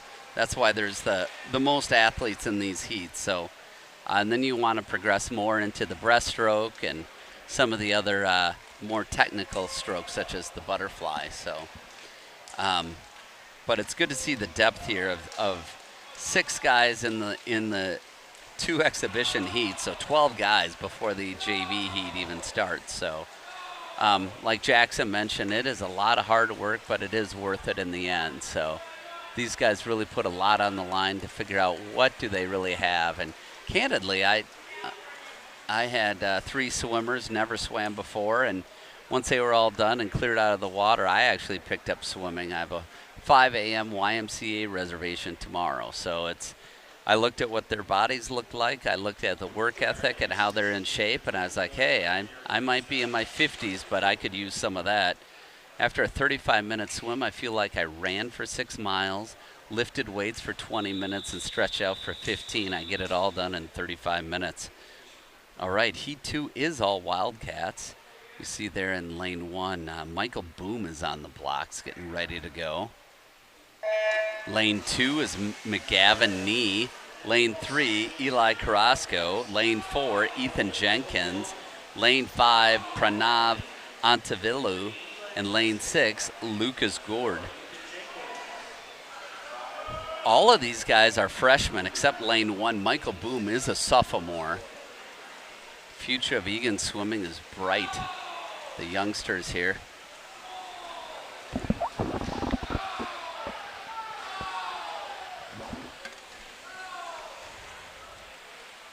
Good flip turns going on. You really want to use the walls. How you use your walls is what really needs to happen. So, I mean, you only get, 2 pushes, or actually 1 push in a 50 and 3 pushes in a 100. So you want to use those walls to your advantage. And now look at the breathing going on. Breathing really, don't necessarily need to breathe every stroke, possibly every other stroke. And then especially once you're past the flags, you don't need to breathe. Just get the wall. You can breathe the rest of the night. You're not going to die. So I see some of these guys taking a breath just as they finish. So as they get a little bit more technical, they'll take that extra breathing out of their system and just get to the wall, head down. All right, good job, guys. Eli Carrasco finished it all the way off to the end. Eli, don't breathe once you hit those flags, buddy. That's from a guy who doesn't know much about swimming, but I know breathing makes you move and wiggle back and forth, so just put your head down and get after it. This gets us to our JV heat of the 100-yard freestyle. So now we'll see South swimmers and Wildcat swimmers. On lane 1 there, you see on the blocks is Brad Simpson, this freshman.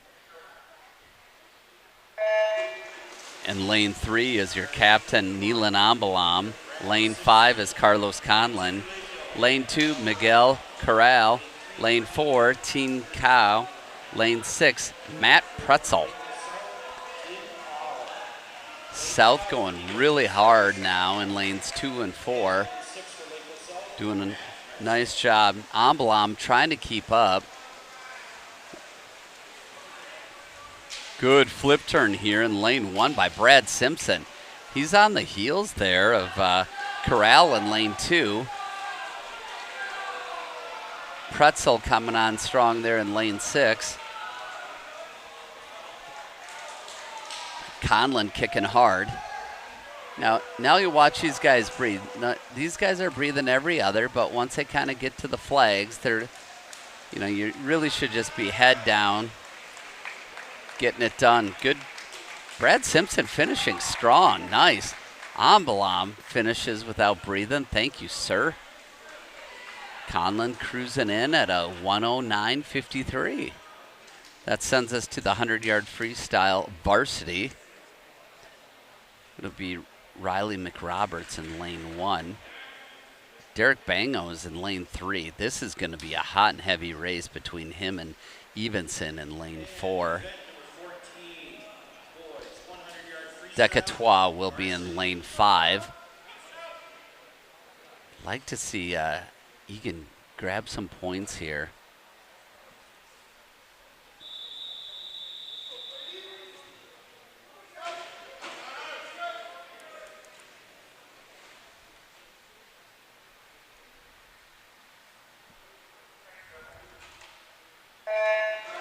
Oh, off the blocks, did a nice job there in lane 2, but that is Alex Morelli. But for your Wildcats in lane 1, as I mentioned, Riley McRoberts, lane 3, Derek Bango, lane 5, Louis Decatois. For the Cougars in lane 2, Alex Morelli, lane 4, Grady Evenson, lane 6, Connor Zach. Bango doing a great job hanging in there. He's got 2 Cougars on either side of him. Decatois is trying to stay relevant and stay within that body length. McRoberts fading in lane 1. Decatois getting stronger. Bango banging up the pool in lane 3. I don't think he has enough. It does look like Evenson 1, Bango 2, Decatois 3. Nice work, guys. Doing a nice job there in that 100. Bango, I'm, coming in at a 51.22. We'd love to see a sub 51 come pre-taper. I don't know if you see Grant Wombold. So great race there. They'll be updating the scoreboard shortly. This is going to get us to the 500-yard freestyle junior varsity. And the alumni meet at a couple races at the 50s, but a lot of it is just more of the fellowship. But love to make sure that the athletes come out, and a lot of the guys go out afterwards, as Jackson and Hans both mentioned, that it's about the fellowship and hanging out with people. So. And they do a nice job of that at the alumni meet as well. So obviously they'll be at the pool. And this year we will have quite a few divers here too that'll be making a splash more ways than one. Your junior varsity divers, 500 swimmers is lane 1 is Isaac Krebs. And then in lane 3 is Preston Dunn. Both of these guys are Wildcats. We would love to see a sub 7 here on this race. When these guys, not an easy race. I mean, actually the hardest race. Didn't get to mention with Jackson that the mile is one of the longer meets. That does happen, but in high school, it is just a 500-yard freestyle. And look at who we found. We found Grant Wombold wandering the stands. It is great to see you, sir. A diving captain. What was your senior year at? It was 4 years ago, so that was 2019. Yeah. And you went to state for diving, right? 2 years in a row, and your top finish at state was what year? 11th. Yeah, what a great finish. And you're studying at the University of Iowa, and your major is? Finance. And rumor on the street has it that you already have a job lined up when you graduate. What will you be doing, Grant? I'll be working as an investment banking analyst at Lincoln International in downtown Chicago. Oh, that's fantastic, downtown Chicago. So, well, we'll miss you here in Minnesota for sure. But as you're thinking about, all of the time and dedication that you spent in the pool diving, do you still do workouts? You look like you're completely in shape, but how has that affected the workouts that you do in college? Do you still work out, and in what ways? I have not been to the rec center this year, so okay. My workout is walking to class. All right, well, you could do that. All right, fix that in. The fast metabolism is what's helping. The fast metabolism, all right. And then from your Eagan Wildcat diving days, do you see any of your teammates at all? And if so, when and where and et cetera? Yeah, I have Hans Broman and Jacob Frost down on the pool deck. I think they're sitting in chairs down by the end of the lane. And so that's tonight, but I'm talking about throughout the year. Do you see any of your Wildcat teammates ever? I saw Caden Keene this summer. Okay. I actually room with Mitchell Arvidsson. We lived together for 4 years at Iowa. Oh, fantastic. And so thinking back to your Wildcat diving days, what are some of the memories that you have and that you took away from that experience? The team parties for sure. Getting together with the team and just building the camaraderie outside of the pool, being able to show up to meets and know everyone and just have that brotherhood. It's something that I've missed a lot at college, and I look back on my time in swim and dive as a huge period of growth where I grew up from a freshman into an adult, and I think that every lesson I learned in the pool has really carried forward. That's awesome. Yeah, it's great to see. And boy, oh boy, I looked at some of the diving tonight that Stone and Owen have been doing, and that's some top-notch diving that we're seeing here. Extremely impressive, especially with them not being seniors yet and having more years to go to state. I'm hopeful for Eagan diver to place first. Yeah, that'd be awesome. This is something I've always wanted to ask you, and I see you a million times, but I never have asked you that. So in dual meets, there's 6 dives, but when you go to state, you need to have 11. How do you do the same 6 in dual meets, and then you somehow have to find 5 other dives before sections, or how does that work? So you break it up into voluntary and optionals. So the first 5 dives of each category are capped at a certain degree of difficulty. Okay. So for the most part, everyone will do the forward 1.5 and then do all the dives in the other categories. Okay. And then you have your optionals, and those are what you work on a lot at practice, especially leading up to sections. You want to have your list pretty set. Most people won't change their dives between sections and state.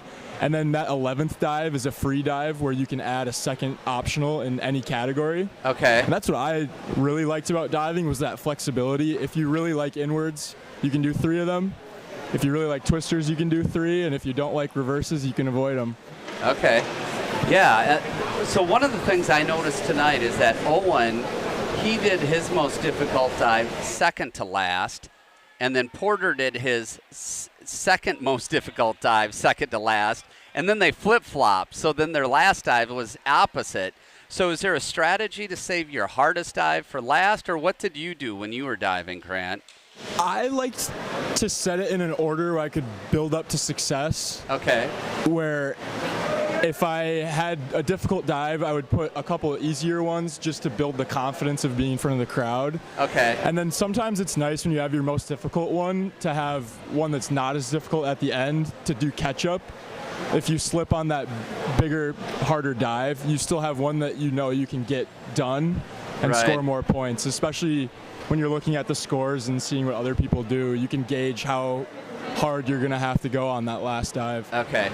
And then the other question I had, how does Coach Amy come up and go, hey, Grant, you have to do a 52-35D, the 2.9, or how do you know which divers are going to do these super hard dives?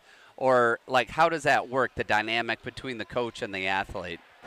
Amy analyzes what we do in practice, and people will work up to dives well in advance before we bring them to a meet. Yeah. And you can tell sometimes they just need a little more time to work on it, and sometimes they just need to get out of their shell and try it in a meet. So it's sort of case by case. Okay.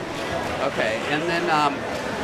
And then as it, how many times do you actually dive 11 dives in a competition? Is it at an invitational and sections and state? Are those the only times, or when else? Yeah, I think the most times I did 11 dives in the season was 5. Okay. Because it would have been section state, the Eagan invite, the Minnetonka invite, and True Team sections. Okay. Oh, True Team does all 11 as well. Okay. Yeah. Wow, I did not know that. Okay. And then, so these guys right now, do they only know 6 dives, or are they already introducing 7, 8, 9, 10, 11? Or when does that come in? At this point, our juniors, our sophomores and above know all 11. And then as a freshman, for me, I struggled with reverses. Okay. Most people do. It's kind of an unnatural movement. Okay. And so you might have 9 dives and be working towards a section list your freshman year and be able to compete at the dual meets but then still have something you need to get before sections time. Okay. Hey, Grant, let me send these guys off. Don't step away, because I have a few more questions for you here. We're setting up here for the 500-yard freestyle varsity. We'll send these guys off, and then we'll get back to chatting with Mr. Wombold here. Got to kick the starting pad here. Nice job getting under 8 there, though, by Preston Dunn. Not easy task on the first time you're swimming the 500. So this is both Wildcats and the Cougars here in this varsity heat. In lane 1 there, you see Aiden Smith on the block. And he's for the Wildcats. In lane 3 is Mason Dietering. In lane 5, Josiah Schaffhausen. And for the Cougars in lane 2 is Brody Subi. In lane 4 is Gage Boucher. In lane 6, Alex Winfeld. So a couple more questions for Grant here, but before we hit the midway point of the 500-yard freestyle. So diving at sections, who all goes from sections to state? How many divers in each section? So it's the top 4 from the 8 sections. Okay. So there's 64 divers in Minnesota who dive at state, 32 in single A and 32 in double A. Do you see why this guy's an investment banker? He rattles those numbers off like at the back of his hand, and he hasn't dove in 4 years. So then once you're at state, you have prelims on Thursday night. Who goes from prelims to finals? I'm sure you know those numbers as well. Yeah, so at prelims, everyone does their first 5 dives, and then the field's cut from 32 to 20. Okay. And then everyone does their next 3 dives. So at prelims, you'll do 8. And after those 3 dives, they'll cut 4 more people down to 16. Okay. So half the field will get cut at prelims. And then at finals, everyone will compete their last 3 dives. And then, at finals, people move up and down 4 places like that, because everyone in those last 3 dives are throwing the biggest stuff. Right. You're going for the win there. Yeah. And I've noticed that, as you mentioned, not all of them do their hardest dive last. So you can point up and be high, but if you don't have enough points possible, it doesn't matter if you get the best dive ever, you don't have enough points to get up on the podium. And my strategy at state was build a nice margin in the first 5, so I stacked it with 2 different inward optionals. That way I was able to pack in a lot of points so that I could move up in the ranks and feel comfortable in that spot and dive on a good foot rather than trying to catch up. Okay, yeah, that's very good. Well, Grant, I can't thank you enough. It's awesome seeing you, and thanks for coming on up here. And make sure you go out with the guys afterwards, and please keep coming around here. And you'll be here Thursday night at the alumni meet? Oh, totally. Yeah, It's been awesome being here. It's great to see the guys I know and the ones I don't. It's nice to be back and just be a part of the team again. Yeah, well, thanks so much for coming on up here, and we'll talk to you soon. Thank you. Guys, that's Grant Wombold, former captain of the Eagan Swim and Dive team. Great leader, won multiple leadership awards here, and having an illustrious academic career at the University of Iowa. Little known fact is his mom is a state fair award-winning pie maker. Actually won the sweepstakes award in the honey division. So out of all 700 entries, over 700 entries, her honey pecan pie won first place. So, and the honey rhubarb, I'm telling you, life-changing, rearranging. So congratulations to Grant Wombold on doing such a great job in college, Hawkeye Scholar, and investment banker in the future. And you hear that about the brotherhood. Once again, I don't have a script, you guys. You ask what are the memories, and it's just hanging out with the guys afterwards in the brotherhood, the pizza parties, and to know that one of his buddies, he was a diver, Mitch Arvidsson was a swimmer, yet they've been roommates all through college. So that's the type of relationships that is fostered here on the pool deck at Eagan High School. So it's just great to see. So checking back here into the 500. Boy, is this a gut-wrenching race, huh? Mason Dietering doing a great job, and in lane 3, he is the fastest Wildcat at this moment. But over there in lane 4, Gage Boucher has him in first place. But doing a nice job in lane 5 is Josiah Schaffhausen, who's the second fastest Wildcat at this moment. So if we could snag a 2-3 here, that'd be awfully kind of nice. Also, it looks like Aiden Smith here, and checking the numbers here on the board, looks like the bell denotes 1 lap to go for the leader.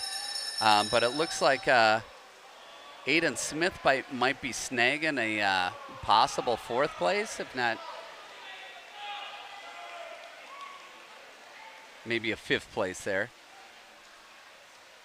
But yeah, good job there. We're on the flip turn here, the final lap for Mr. Dietering, whose mother is the president of the Booster Club, does a bang-up job. A lot of good details in the email, keeping us all organized. I'm telling you, as a former, the winner comes in at a 5:04.79. That's a good time this time of year. 5:07.49. All right, looks like Mason Dietering is going to be taking that silver medal there. That's fantastic. Good points there. Lane 5, yes, way to go, Schaffhausen. He takes 3rd. So that's the beauty of high school meets, is that you don't have to win the race and you can outpoint them. So for us to go 2-3-4, my Lanta, that's impressive.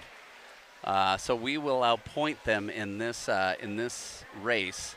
In college, if you don't win the race, you're not going to outpoint the other team. So, and before this event, Wildcats are down 52-58. So it is a tight race as we're queuing up for the 200-yard freestyle relay.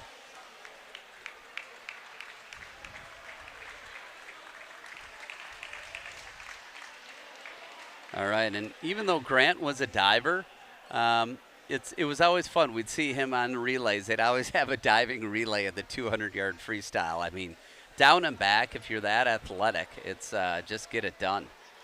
My oldest son, Eli Broman, was a Division I swimmer, and he always tried to find the divers at the away meets and buddy up with them and sit in the seats, because he'd always eat the rest of their food, because for whatever reason, the divers don't burn the calories and aren't as hungry as the swimmers. So. All right, we have the junior varsity 200-yard freestyle.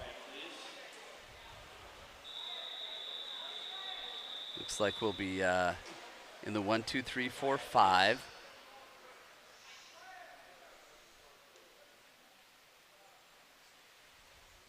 Your Wildcats in lane 1 on the blocks is Zach Van Linhan.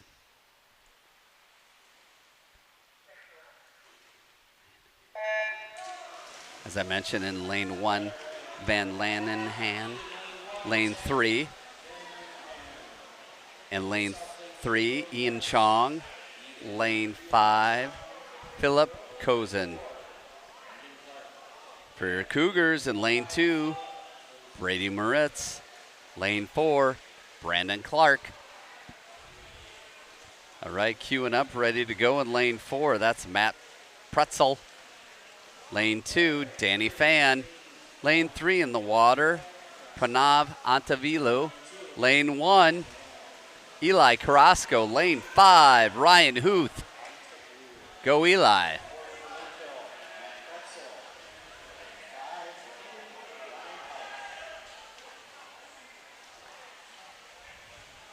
Pranav doing a good job. Big wide string on that left hand, but the kick is where it's at. Lane 4 in the water now is Porter Woodson. He is a diver. Love to see the divers competing here. Lane 2 now, Dylan McHale. Lane 3, Owen Kipp, the diver in the water. Kind of fun. He's swimming against his diving partner there in lane 4 there. I love it. Lane 1, Dallas Cockrell. Lane 5 in the water is Ezra Moeller. Lane 4 in the water, Brody Subi. Lane 2. Oh, it's not listed, but lane 4 is Nano Tallon. And in lane 5, Going in the water next is diver Stone Larson. You know it's a good start when it's Stone on the blocks. Lane 1 diving in is Jonah Moeller. Finishing strong there is Nano Tala in lane 3. Nice work, boys.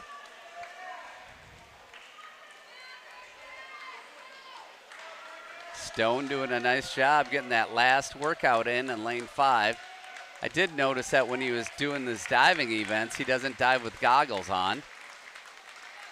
As I mentioned, Grant Wombold used to do a relay as well, so it's good to have these guys get one last cardio workout in. And also, I mean, as I mentioned, Coach Rick Ringheisen of Lakeville South did coordinate and start the concept of true team state swimming, where every athlete counts. So each athlete, whether you get first or 38th, is going to be scoring points. That's where it's really important to have a deep team, pun intended. This sends us to the 200-yard freestyle relay varsity. Your Wildcats, as always, are in lanes 1, 3, and 5 at the home meet. And lane 1 is Kuldeep Ratchabatooni. Lane 3, Derek Bango. Lane 5, Ben Currens. For the Cougars in lane 2, Brendan Beach. Lane 4, Ethan LeBounty. Lane 6, Miguel Corral. It is LeBounty finishing in first, but Bango is real close. That sends Alex Morello in the water. Lane 3, Dobbin Chong is in the water right after him. Lane 2, Teen Cow. Lane 1, Carlos Conlin. Lane 5, Tyler Burby getting after it. And lane 6, Carter Nesbitt. But the race is in the middle of the pool. Morelli coming in, handing it off to Noah Cochran. Alex Bango in the water for your Wildcats. Lane 2, Tyler Filstrom. Lane 5, Braden Hagenbarth is coming in. And lane 1, Lucas Hanna in the water. Lakeville South has Dylan Flottemesh in lane 6. It is tight there in the middle of the pool now. Bango getting after it. He's going to hand it to Miggy San Jose. But Gage Boucher is in the water for the Cougars in lane 4. Lane 2 is Noah Lind. Lane 5 is Neelan Ambalam. And lane 6 is Alex Winfelt. I don't know if Miggy can catch him. That is it's a body length now. And Boucher is just going fast. Now the question is, will Eagan get third in the relay?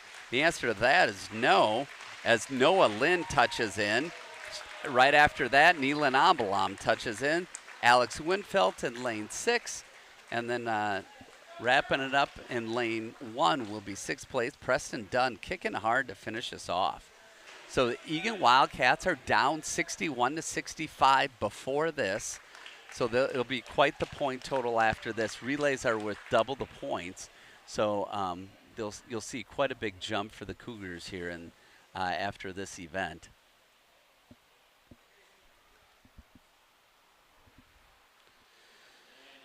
All right, after the relays, it always kind of is a downer before you get to the backstroke because you got bang, bang, everything going on. And then you have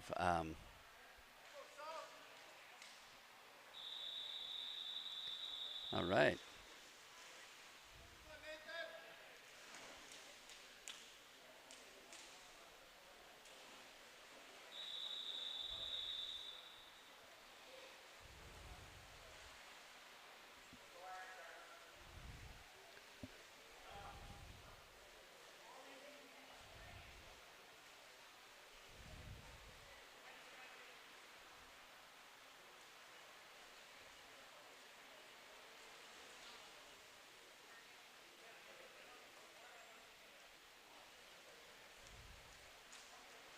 Okay, your Wildcat is Bergen Rowling in lane 3 there.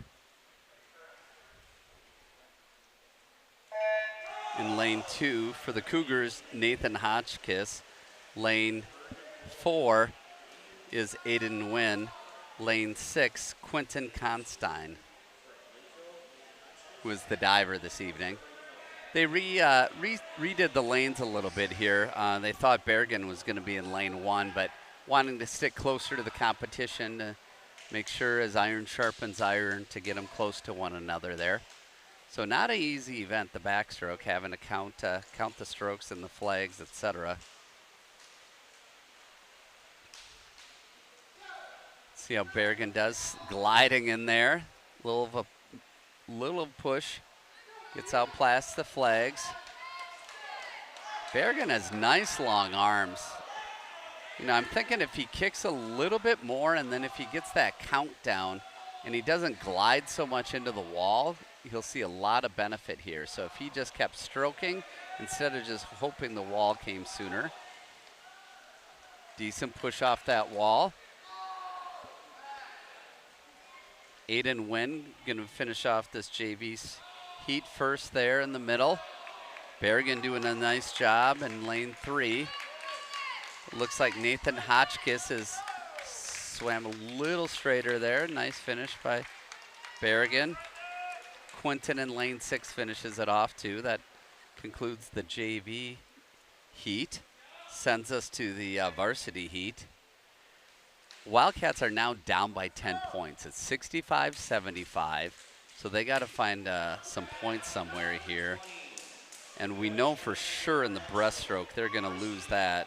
Ethan LaBounty is just, you'll see him at the state meet. Similar to what Grant was saying in diving, it's the prelims has many swimmers, but going into that final night, there's only 16. And you can expect to see Ethan LaBounty of Lakeville South in there for the breaststroke. But we're at the backstroke right now for the varsity. Lane 1 for your Wildcats, Brad Simpson. Lane 3, Miggy San Jose. Lane 5, Aiden Smith.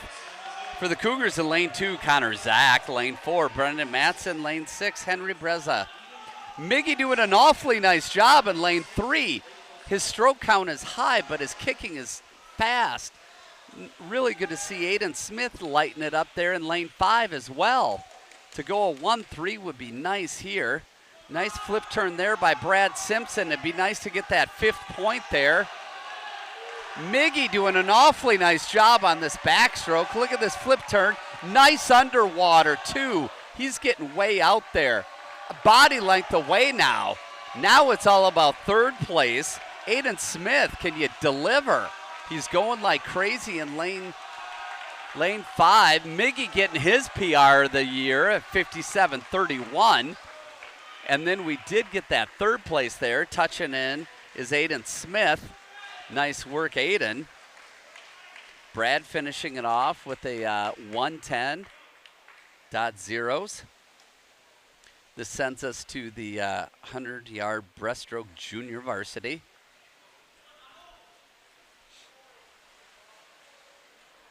Miggy, really nice race. Boy, that was fun to see. I mean, that kid he's swimming like a senior, but he's not. You know, I do like his disc golf. I did like his podcast, but I'm liking that he's been swimming more instead of disc golfing more, because it sure benefits us here in the pool. Event 21, boys 100-yard breaststroke, junior varsity. All right, we're gonna have 5 lanes filled for this breaststroke here. It's a junior varsity. Wildcats will be in the odd lanes.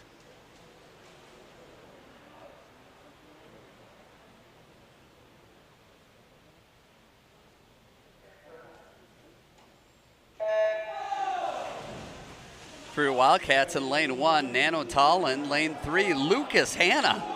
Lane 5, Preston Dunn. For the Cougars in lane 2, Danny Fan. Lane 4, Tyler Pilstrom. Really good cadence there by Nano Tallin in lane 1. Good turn. Oop, didn't quite get the underwater he wanted. Good underwater in lane 3 there by Lucas Hanna. But popping out first after that turn is Tyler Pilstrom. His stroke count is down, but he's very streamlined. Really good to see. Oh, but outside smoke is bringing it home, and Nano Tallin really like Tyler Pilstrom's underwater, so he doesn't have as many, just that streamline. Ill-advised Tyler looking over to lane 1 to see if you're leading or not. He was leading, he looked over, and that gave Nano a chance to get ahead. Nano into the wall first, but he will probably lose it on this turn because Tyler has such a nice underwater, and that is the case again. Pilstrom pulls ahead after that turn. Batalin fighting for all it's worth to try to get it, but there's not going to be enough pool. Technical speed just really worked out there, nice. In lane 3, Lucas Hanna battling, takes a glance over, loses it to Danny Fan in that glance, and he'll touch in for 4th in this JV heat. Goggles lost in lane 5 there for Preston Dunn.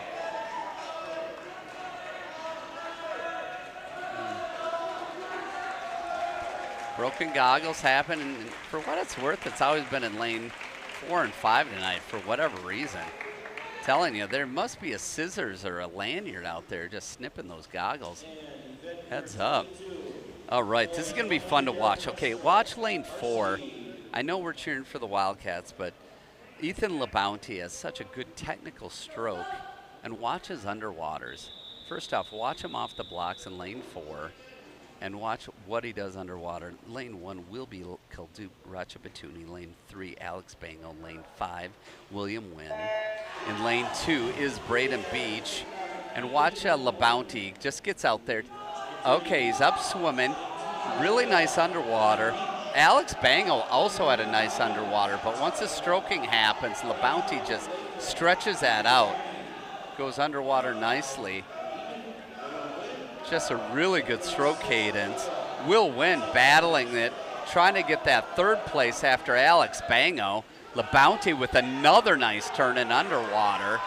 Just a great streamline. Bango getting in 2nd. Will Wynn getting in 3rd. Nice work there. Ratchabatouni trying to catch up there in lane 1. The pool record was set in 2018 by Max Stigman, 59.25. LeBounty is coming in. Where are we at? 58, 59, 59.88. Pool record is 59.25. It still stands for Max Stigman. All right, finishing it off there in 2 and 3 is Bango and Will Wynn. So nice work, gentlemen.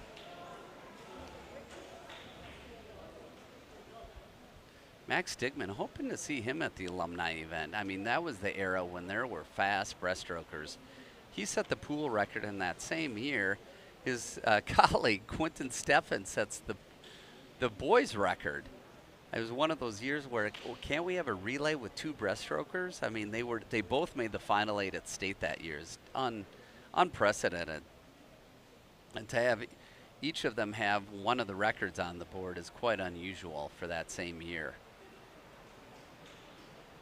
This gets us to the final races of the evening, the 400-yard freestyle relay junior varsity. Wildcats still down by 10, so they're going to have to go, they'll have to go 1-2 in the relay here to win it in the varsity. Highly unlikely. Put it in a different way, I've been going to Eagan swim meets for 15 years. I've never seen a team go 1-2 in the 4 free relay. Nah, I take that back. Eagan did it in 2014 against Bloomington Kennedy, back when the Bloomington schools were still in the conference, but different era. Possible, not probable. This is your JV heat here on the blocks. Your Wildcats are in lane 3, and that's McGavin Nee. Lane 5, Preston Dunn. In lane 2, the Cougars, Matt Pretzel. Lane 4, Dylan Fladamesh. Lane 6, Dylan McHale. I loved, once again, back to the memories, all 3 interviews tonight. Hans, Grant,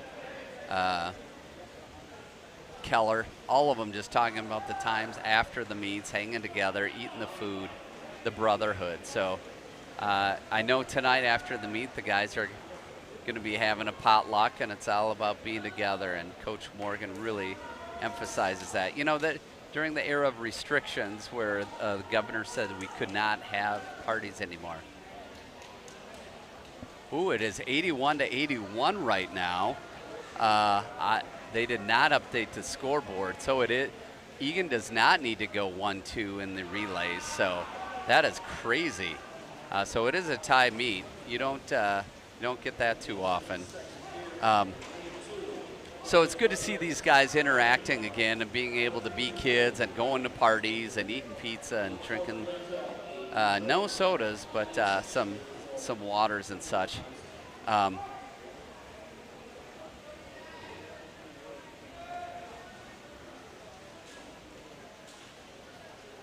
And I, do need to mention here with the 400 free relay, when it all comes down to the last race, that's a big deal. We are thanking ETV tonight.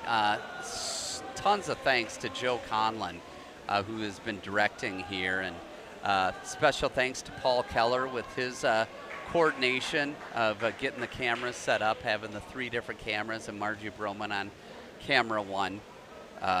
It's really great that they're able to have us, and hopefully you enjoy. Please comment on the YouTube channel and let us know where you're watching from. We kind of want to know where the viewers are from, and we'd love to hear from you, what you what you'd like to see different. So hopefully you enjoyed the interviews, and we can grab a few other guys as they come back from college, etc. So, ooh, great exchange there in lane 3.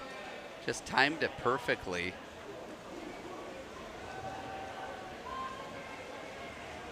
You know, this 400 free relay is such an exciting event to end the meet on. I mean, it's just so tight over there in lane 5. I believe that's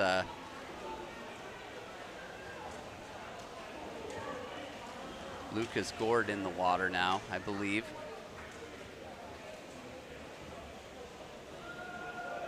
And as parents, it's always fun to be a timer on deck. You know, we talked about listening to the boys in their native habitat, but when they're on deck and slapping each other in the back and hitting their own pecs trying to get fired up, it's always fun to see. So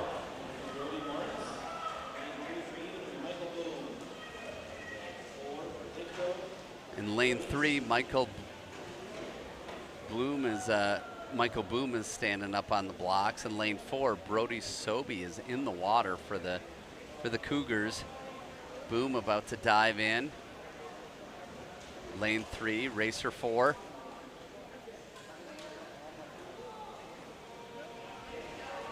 That last flip turn in lane 4 by Brody Subi. On the blocks over there is Berrigan Roll Wing in lane 5 there.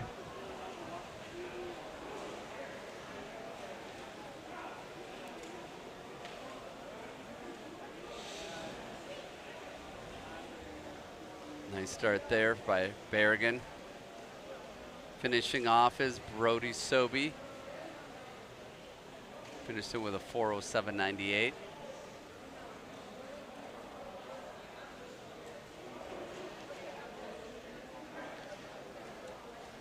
Jonathan Chambers, he was a captain a few years back. He's on the pool deck tonight. Good to see the alumni there. Wearing his quintessential cutoff there.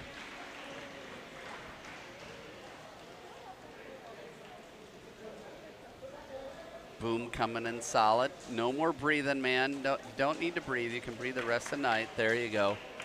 Touching in there. The 4:44 finish. Berrigan Rowling giving it his all in lane 5 there with the big kick. But folks, the meet comes down to this, 81-81, 400 free relay. Who will get first?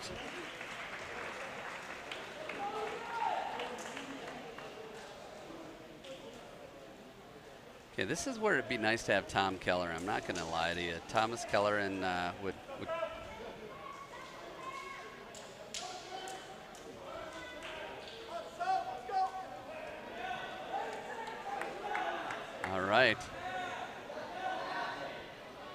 Unfortunately, I don't think the parents know that this meet is tied. The scoreboard's out of date, but it is 81-81. I mean, it doesn't get more exciting than this when you've been swimming and diving for 2 hours and 9 minutes, and it comes down to a relay.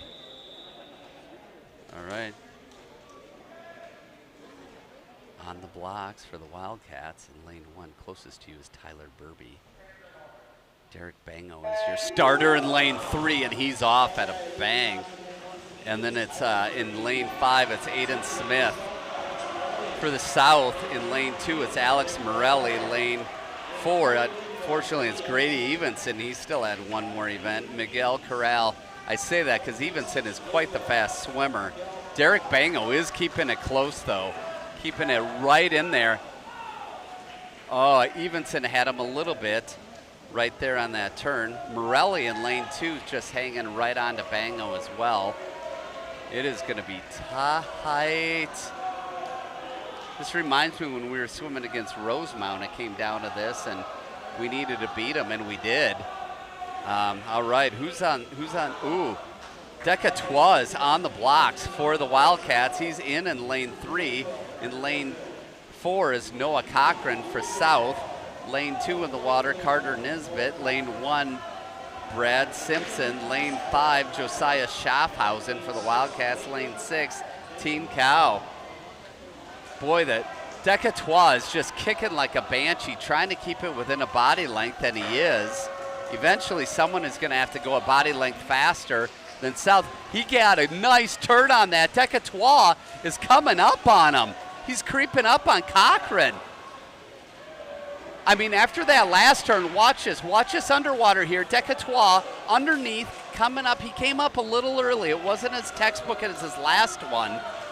But now he has no more walls. Now it's just going to be a handoff. Decatois is going to give it to Davin Chong in lane 3. But in the water first in lane 4 is Noah Lind. Chong, what you got? That was a great underwater. It's almost even. Chong is getting after it. In the water in lane 5 is Will Wynn. In lane 1 is Neelan Abalam. Lane 6 is Henry Braza. But the race is in the middle. Chong is just coming alive. He almost has him by a body length now. Is it enough? Is it enough? We don't know. Because Gage Boucher is the anchor for South. You just can't get enough right now. Davin Chong needs to get more. Miggy San Jose has got it in him, but we also have seen Gage Boucher lighten it up tonight. So the A relay for Wildcats is about a body length ahead. Sending it to Miggy San Jose. That was a safe start there. That had a nice jump. Miggy is still out there, but Boucher is getting up on him. Your final swimmers in lane 2 diving in the water is Connor Zach. Lane 5 on the blocks is Mason Dietering sending it off for the Relay B team. Lane 6 is Brendan Beach. But I'm telling you, Miggy San Jose is holding on to it, but he's still losing it a little bit. There's more to come. Boucher knows what he needs to do. Lane 1, Riley McRoberts is in the water. It is going to be tight. Miggy trying to hang on. Is it going to happen? The motor is engaging. It's coming down to this. Miggy, come on, kick it out, kick it out. What's going to happen? Just got out touched.